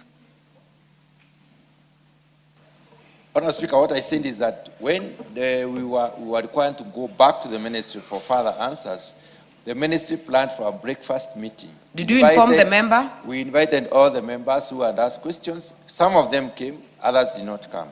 And they were supposed to stand and say exactly what did they need from the question, because sometimes there could be some misunderstanding between the question itself, the context and content of the question, and also the answer that is being given. So they needed to give the breadth and depth of what they were requiring from the question so that they were answered adequately. Honorable Speaker, having said that, I also indicate that it is good for the honorable member to redraft the part of the question that is not sufficiently answered, and then we can even invite the minister to come and answer the questions on the floor of this House. Honorable Chairperson, I don't know how we need to ask the CS 3 times one question. It is looking like something is amiss. Honorable Sioi, did you get the communication for the meeting? Because what I've seen with these follow-up questions, I see when the CS is appearing, when you appear, you are able to also prosecute your issue better when the CS is appearing before the committee. I did, Madam Speaker, but I was away and I communicated. And now that I've asked this question more than 3 times, probably maybe my next question would be, what measures is going to take to ensure that we don't have food insecurity in the next few months, now that we are going to have a very bad harvest? Because if we are going to have that with no measures put in place, we are going to be in trouble. My advice would be, Honorable Sioi, in case this matter is still not satisfactorily dealt with, that you can also ask as a question, like the majority leader has said, that the CS can be made to appear, but it can only be prompted by a question from members. So I would request that you still are not satisfied, you do the same. Kosing? No, Madam Speaker, you read my mind. And I think we come from the same place all the time for the last 15 years. But I want to advise my colleague, Honorable Sioi, to put it in the form of a question. So the minister comes here. And then also the minister can be able to answer sufficiently supplementary questions. Because my colleague, Honorable Chair, like myself, has no, what does he do? He will not give you supplementary, or rather, answer supplementary questions. He's not the one. Somebody just wrote for him. So I think, Honorable, I want to persuade you, Honorable Sioi, my neighbor, bring the minister here. Put the question. Now the ministers have no job. You have just heard earlier, they have no job to come to the house. Put yours to be the first one. And then now, even the chair can help you to clarify those things before the chair. But it's true, Madam Speaker, there's a problem. Hunger is coming to this country, particularly North Rift, where I come from, with Honorable Sioi. And Chair, take note of that. There's going to be a problem in North Rift. Thank you, Madam. Very well. The next question, Honorable Mutunga. Yeah, Honorable Chair. The next question is requested by Member for Ndaragwa, Honorable George Gashagwa. You have the response? Yes, Honorable Chair, I have the Is in the House, go ahead. Thank you, Honorable Chair. Honorable Chair, the Honorable Member for Ndaragwa, Honorable George Gashagwa, did requests to know the causes of the delayed payment to Guangzhou Construction Company Limited, which was constructing Ndaragwa Horticultural Produce Market. Honorable Speaker, the statement concerns the delayed payment. And under this particular construction was under a project called Smallholder Horticultural Marketing Program, or SHOMAP, which was funded by eFund between 2007 and 2016. The background of this particular program, project, Honorable Speaker, was such that the Ndaragwa market was identified as a strategic horticultural market due to the area being high in agricultural potential. Following the termination of the initial contract for poor performance, Guangzhou Construction Company Limited was awarded the remaining works on 14th of March 2016 at a contract of 28 million shillings, 28.25 million shillings, with a completion period of 16 weeks. The Ministry of Lands served as the project manager then. Now, the second issue was the reasons for the delay in payment of the outstanding construction dues amounting to 16,470,112.63 to Guangzhou Construction Company Limited. The contractor received a first interim payment certificate of 12,093,000 shillings in May 2016. The second IPC of 5.72 million was paid in August 2016. Another IPC worth 5.94 million was submitted in November 2016, but was never paid because SHOMAP program had already wound up. The contractor remained on site until December 2016, despite the project's supervision having ceased. The ministry attributes the delay to the project not being fully completed before the SHOMAP funding ended, a prolonged period during which the contractor did not actively pursue the claim. The matter only resurfaced after Nyandarua County formally wrote to the ministry in August 2025. Following this, Honorable Speaker, the Principal Secretary appointed a technical inspection committee to verify the outstanding works and payments. The findings of the inspection committee were as follows. The committee established that there was certified and paid works amounting to 10.45 million shillings. And then additional works valued at 5 million shillings were undertaken but require further verification for payment. Honorable Speaker, the market is substantially complete but cannot be operationalized until several remaining works are undertaken, including perimeter walling, parking and loading bay flooring, installation of roof water harvesting tanks, repair of vandalized fittings, and the repair of the facility, the painting of the facility. The other finding, the funds required, Honorable Speaker, are as follows. So the ministry has requested the National Treasury to vote that 5 million shillings, comprising of 10.45 million for certified outstanding payment, 5 million for verified additional works, and 20 million to complete the remaining works, undertake beneficiary training, and the facilitate handover of the market. Timeliness for payments. the timeline for payment, Honorable Speaker, are as follows. The ministry has not committed to a specific payment date. Instead, it states that payment and completion depends on approval of the requested funding from the National Treasury, after which the market will be completed and handed over to the county government of Nyandarua for management. On operationalization of the market, Honorable Speaker, the ministry responds that once the funding is secured, the contractor will be paid, the outstanding works will be procured and completed, repairs on the vandalized sections of the market will be undertaken, beneficiary training will be conducted, and the facility will be formally handed over to the county government of Nyandarua, which will thereafter manage the market on behalf of the farmers and traders. And finally, Honorable Speaker, the measures to prevent similar delays in future, the ministry does respond that the budget, she will only budget for projects with available funding. Also strengthen due diligence during the contractor selection and enhance project monitoring and evaluation. Also improve project management to ensure timely completion and payment of certified works, and continue coordinating with the National Treasury to minimize funding delays. I submit, Honorable Speaker. Gachagua.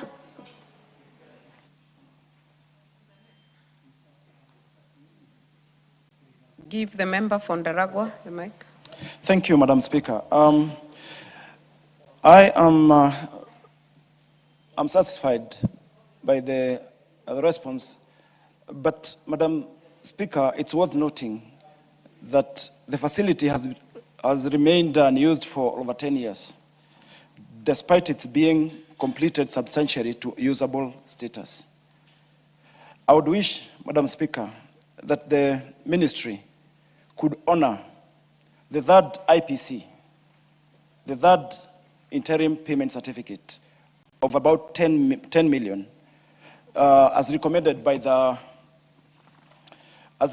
their team, which went for inspection on 22nd December 2025, provide that reference and pay that outstanding debt, so that at least, as they observed, Madam Speaker, that facility stayed for over 10 years without being used, and they noted that it had deteriorated. Madam Speaker, I wish that now the contractor can be paid that IPC for him to go back and finish that contract, so that the people of Ndaragwa can utilize it. Thank you, Madam Speaker. Thank you. Chair, I think you've heard his request. I don't think there needs to be more follow-up on it. But before you respond, allow me to recognize in the public gallery Area School from Kisumu Central, Kisumu County, as they observe the proceedings of the House. Mutunga, you have a follow-up on it? Honourable Speaker, I just wanted to note that SHOMAP as a project was added. The ministry will have to, is indicated that they will look for money. They do not have money to pay directly right now. And they are promised that once they get money from Treasury, which is amounting to 5 million, they will pay the 10.4, they will pay the unverified 5 million, and also they will use the 20 million to do the finalize and handover. So I think there is still hope. I think what you need to do, ask the contractor to follow the ministry so that the timelines can be shortened. Very well. Honorable Chairperson, you still have another statement to respond to. The owner of that question is the member for Mgwen, who is not in the House. You have the response? I do, Honourable Speaker. Kindly table it. Honourable Speaker, I wish to table the response. Yes, do not read it out, just table it. Yeah. The Chairperson, Transport and Infrastructure Committee was in the House. I don't see him. And I see there are people, there are members waiting. Honorable Ikana, has he delegated anyone?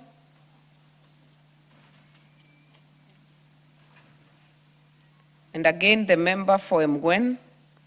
So the question for Honorable Ikana will be deferred, because I do not seem to see the chair in the House. I think we are done with the statements.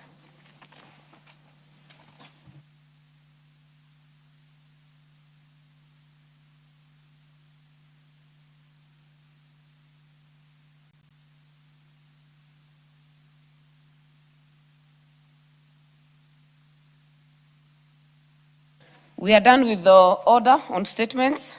Let's go to the next order.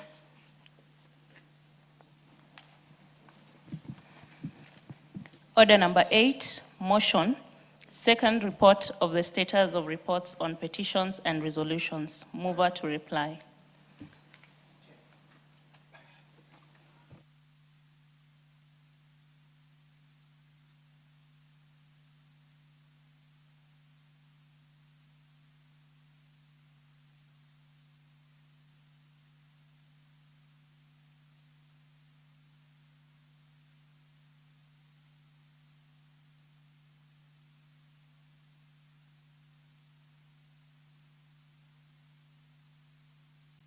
I don't see the mover of this, so we'll defer it. And before we go to order number 9, Chairperson, Transports. I had seen you in the house, then you disappeared. I will go back to order number 7 because the member for Shinyalu has been waiting in the house patiently for this response so that you respond.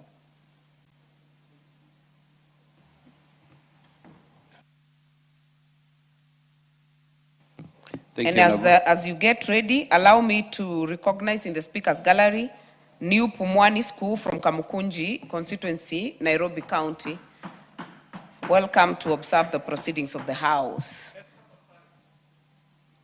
May I give the member for Nairobi 1 minute before Honorable Jike?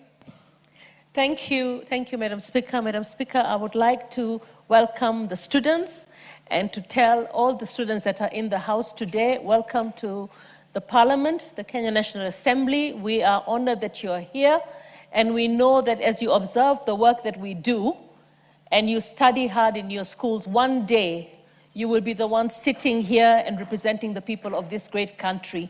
So what we ask of you is please, your parents are working very hard to send you to school, focus on your education. There's going to be times to do all the other things in your life. For right now, be students, work hard, play hard, and make your parents proud, make your nation proud, because this country needs great leaders like yourselves. We were once young, sitting in those very chairs. Today we are here. Tomorrow it will be your chance. So when you go home, tell your parents we send them our greetings. When you go back to school, tell them that you were in Parliament and you heard the conversations that we're having, and know that we are here to serve you so that this nation can become a country that we are all proud to call home. Thank you. Very well. Member Fondia. Thank you, Honorable Speaker. Honorable Speaker, the member for Shinyaru constituency, Honorable Frederick Ikana, MP, requested a statement from the chairperson of the Departmental Committee on Transport. Honorable Member Fondia, you start with apology because you've made us actually break the order of the day. Honorable Speaker, I apologize. I stepped out for a health break. No worries. Thank Continue. You. Thank you. And Honorable Speaker, the circumstances for the recurrent fatal hit and run accident, let me go back a bit. Honorable Speaker, in the statement, Honorable Ikana sought to establish one, the circumstances for the recurrent fatal hit and run accidents at Ilesi and Muruka centers along the Kisumu-Kakamega Road, including whether the area has been identified as a black spot. 2, a report on whether the identity of the hit and run vehicle involved in the tragic accident and measures being taken to address the increasing hit and run accidents in the area. And 3, the immediate and long-term measures being put in place by the Kenya National Highway Authority to mitigate accidents at Ilesi and Muruka centers, including installation of speed bumps or rambo strips, pedestrian walkways and crossings, service lane, proper road signage, street lighting, and other safety enhancements to protect road users. And 4, plans to compensate families of victims who perished in the accident and at Ilasi, Muruka centers. The measures being taken to strengthen traffic law enforcement and safety along the affected section of the road, including action against speeding and hit and run offenders. And 5, the timelines within which the proposed mitigation measures will be implemented to prevent further loss of life at the black spots. Honorable Speaker, the committee received a response from the Ministry of Roads, which I now wish to make. One, regarding the circumstances for the recurrent fatal accidents, the ministry submitted that preliminary assessments indicate the accidents have been associated with a combination of factors, including excessive speeding, unsafe crossing practices, limited compliance with the traffic regulations, and inadequate separation between vehicle and pedestrian traffic. The ministry further submitted that Kenya has installed and maintained warning and regulatory road signs, undertaken marking of pedestrian crossing and remarking faded pavement markings, and continues to conduct road safety sensitization programs. Kenya, in collaboration with NTSA and the National Police Service, continues to monitor accident threats and undertake road safety assessments to determine whether the affected locations meet the criteria for classification as black spots. 5, regarding the identity of hit and run vehicles and measures being taken, the ministry submitted that investigations are being conducted by the National Police Service. Kenya continues to provide technical support and relevant road infrastructure information required during investigations. To address the increasing accidents, the agency has installed road safety warning signs and is working closely with the NTSA, traffic police, county authorities, and local communities to enhance road safety awareness, improve road infrastructure, and support enforcement initiatives aimed at deterring traffic violations. Honorable Speaker, regarding immediate and long-term measures to mitigate accidents, the ministry submitted that Kenya has initiated a comprehensive safety review of the affected road sections. Immediate intervention under consideration include installation of rubber strips, enhancement of road markings, provision of additional warning, and regulatory signage, improvement of pedestrian crossing facilities, and strengthening public awareness campaigns.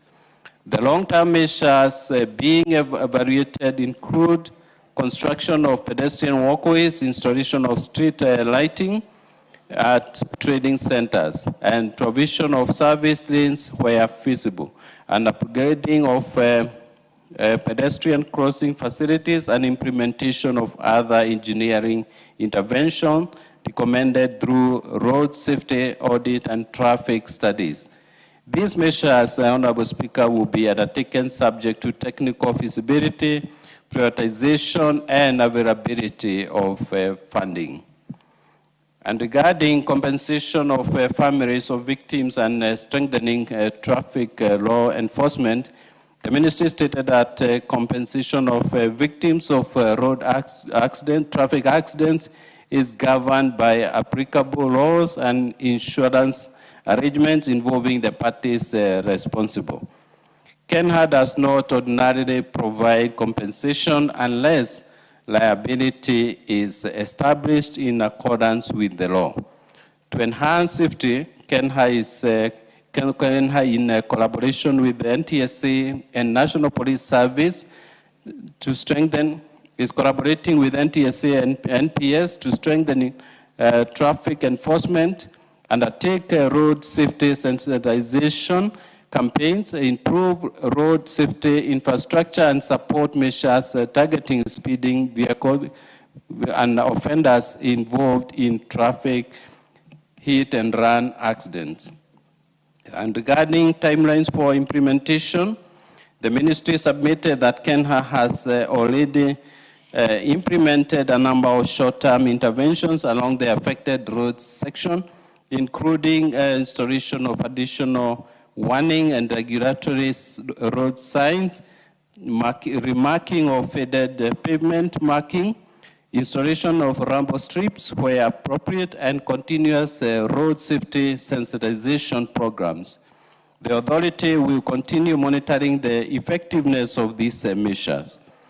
The medium and long-term intervention will be implemented subject to completion of design, prioritization within the road safety programs, and availability of funding. Honorable Speaker, I do submit. The Honorable Ikana.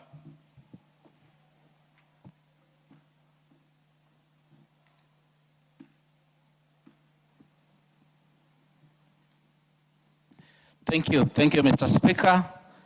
Allow me to first start by appreciating the Chairman, Transport Committee, for follow-up to this statement and for the response you have given on behalf of the Ministry. I, however, wish to state that having listened very carefully to the Chair of Transport and assessing the veracity of the response he has given with the actual facts on the ground, I return a no factual verdict, because most of the measures, especially the short-term measures that the ministry is alleging to have undertaken in relation to the question I'd asked about the frequent road accidents at Moraka is not true. Number one, there are no clear markings on the road at Moraka. And number two, they're alleging that there are speed bumps and rubber strips around Moraka Center. It is not true. We don't have that intervention as of now.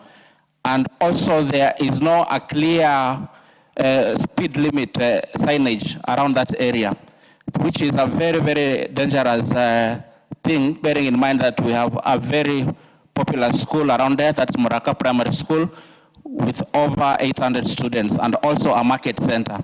And this should have been a very obvious thing for the ministry to do, because it is not limited to Moraka. I think across all our highways, it should be a standard practice that we approach schools and market centers, there should be clear signage on the speed limits. Then on the aspect of compensation for victims who have suffered the tragic road accidents before, I request that the ministry takes this very, very seriously in collaboration with the Ministry of Internal Security to ensure that at least we also have security cameras to help capture some of those speeding motorists who hit our pupils and speed off. Thank you, Mr. Speaker. The Honorable Chair. Honorable Speaker, allow me to agree with the Honorable Ikana that much more needs to be done to be able to reduce the number of accidents that we're seeing on our roads. One of the interventions that I personally have been pushing the ministry to undertake is increment of or increasing the number of road signages on our roads.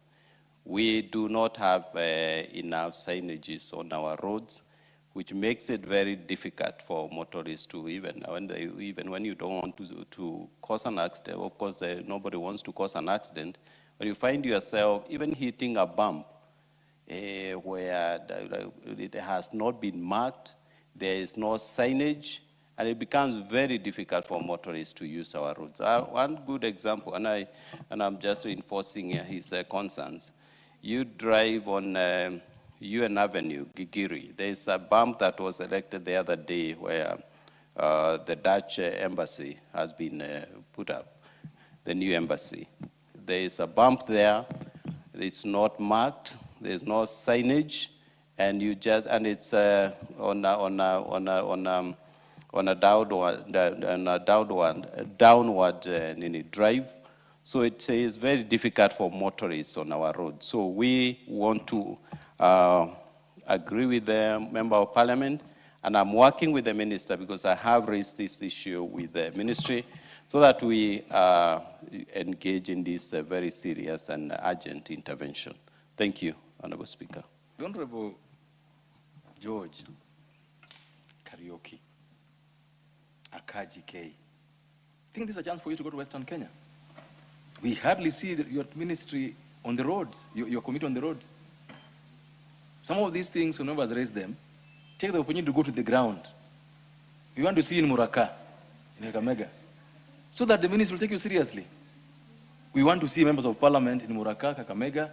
We want to see you somewhere in Gambogi, where there's no signage. We want to see the committee, not with the ministry in Mombasa or in Naivasha. Go to the ground. See, let parliamentarians go to where these things are happening. So that then you feel this. So that then you bring a report and say, indeed, the Honorable Ikana brought an issue. The ministry gave a report which he disagreed with. And we went to the ground. It's indeed true that these things they're saying, talking about, are not on the ground. We would like to see you down there and in our constituencies. The Honorable GK, my friend, I would imagine this is the time to do that.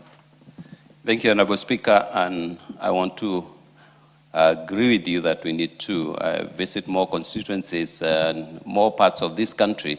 But the reason why we are allowed to raise questions here is because we can't be able to be everywhere, and the Member of Parliament is better placed to raise the concerns of his or her constituents. So, Honorable Speaker, I do agree with you. I don't want to argue, but we're doing our best, Honorable Speaker, under the prevailing circumstances, and we will keep pushing this agenda. Honorable Speaker, we've been visiting very many places. The other day we were in Kisumu, we were in Nandi. We will be, next week, we'll be in Naivasha, not Naivasha town, but we'll be inspecting this road under construction. So we are very proactive. We are not a passive committee. We are a very active committee. Thank you. Made in good faith, in the sense that, you know, when the ministry disagrees with the Member of Parliament on a matter that is factual, then there must be a way of giving evidence that indeed what the member is saying is what is right, and what the minister is saying is, yeah. So I think this decision is made in that regard. The next one is, you wanted to say something on this particular statement? Okay, Mwalimu Kombe.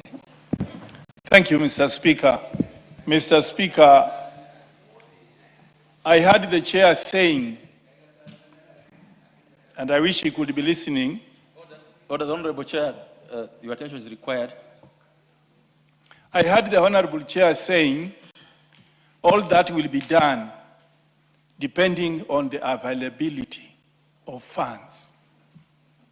And he went ahead to say he visited several areas where he saw indeed the signs were lacking, bumps were lacking, of which I should feel or think that should have been catered for in the budget, such that we would be talking of them being erected here and there, so that we run away from the several accidents that normally occur.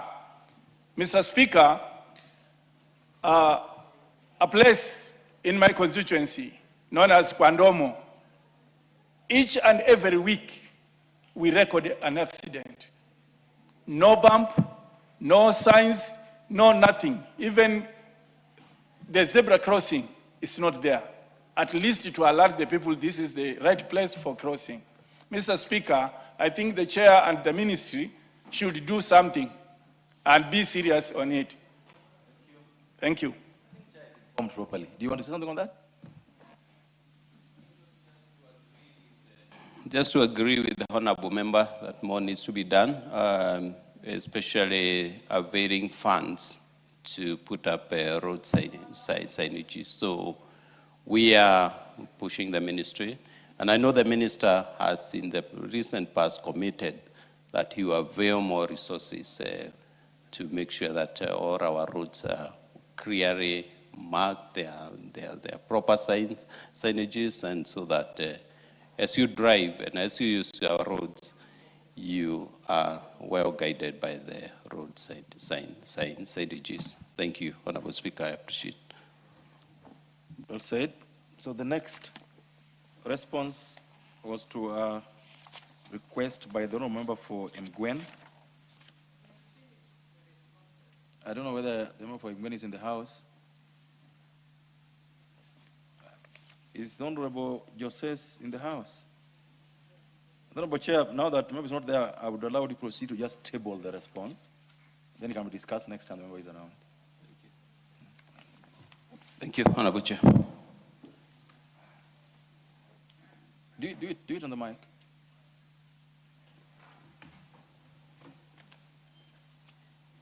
Yes, thank you, Honourable Chair. I will table this response because Honourable Member for Keses is not in, and Gwen, sorry, is not in the house.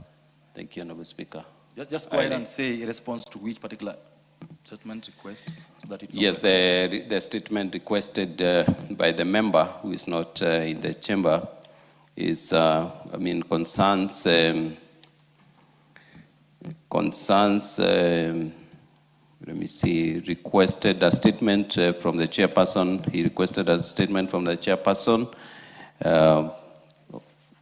of the Departmental Committee on Transport and Infrastructure regarding a fatal accident at Sirua Yala and the status of maintenance works on the Eldoret Kapsabet Chavakari Road C39.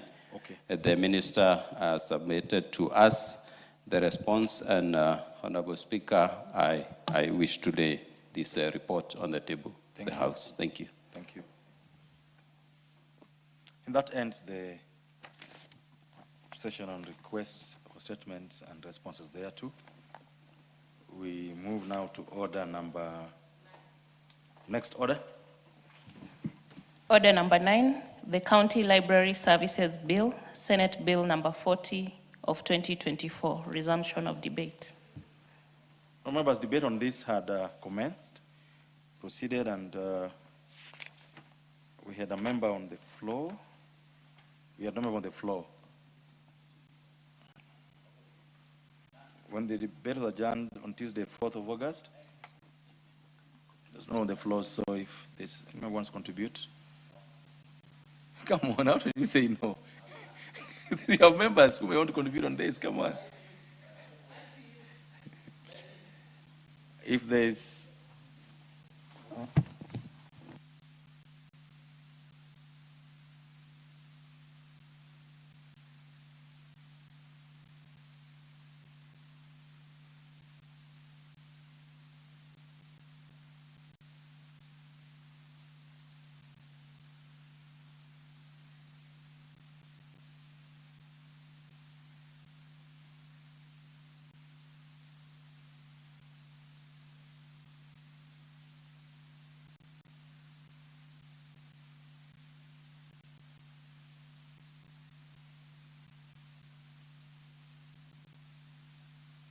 members, you notice this is a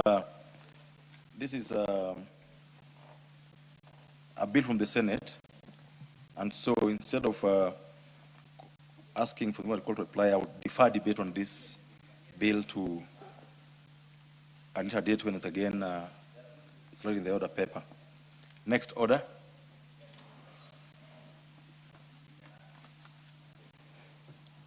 Order number 10, motion. Report of the Kenya delegation to the 151st Assembly of the Interparliamentary Union, IPU, and related meetings. The leader of the delegation, it was this the Honorable Millie Gesa Odhiambo. Go ahead, the Honorable Member. Mr. Speaker, you forgot bad girl. The Honorable Bad Girl, go ahead. Thank you. Mr. Speaker, sorry, I beg to move that this House notes the report of the Kenya delegation to the 151st Assembly of the Interparliamentary Union, IPU, and related meetings that was held in Geneva, Switzerland, from the 19th to the 23rd of October, 2025, and laid on the table of the House on Wednesday, 11th the March, 2026. Mr. Speaker, the 151st Assembly of the IPU and its related meetings was held at the International Conference Center, Geneva, in Geneva, Switzerland, from Sunday the 19th to Thursday the 23rd of October 2025.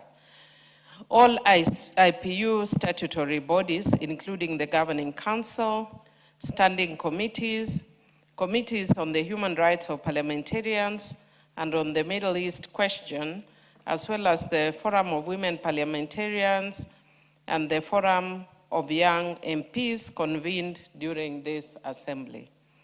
The 151st Assembly was particularly significant as it was the first statutory meeting of the IPU following the 6th World Conference of Speakers of Parliament, which had taken place in Geneva in July 2025.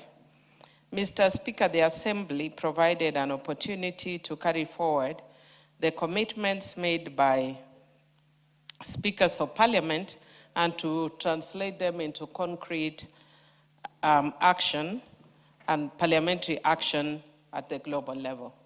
Mr. Speaker, the general debate focused on the overarching scheme of upholding humanitarian norms and supporting humanitarian action in times of crisis, which is a subject of profound relevance given the proliferation of armed conflicts worldwide, the unprecedented scale of humanitarian need, and the growing strain on the international humanitarian system.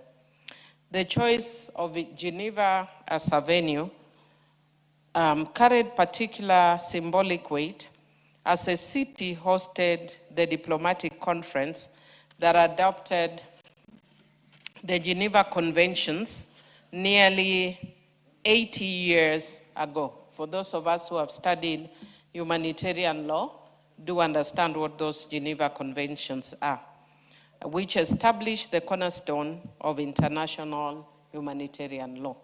Mr. Speaker, I know that you are an expert in that area. Mr. Speaker, it is against a backdrop of deepening global crisis. Well, you actually studied in Switzerland. Pardon? I actually studied in Switzerland where Yes. you were doing your Yes, conference. Mr. Speaker, I know that you even studied in Switzerland. Mr. Speaker, I didn't study in Switzerland, but I probably traveled in Switzerland more than you. But that aside, Mr. Speaker, it is against a backdrop of deepening global crisis that the Assembly convened.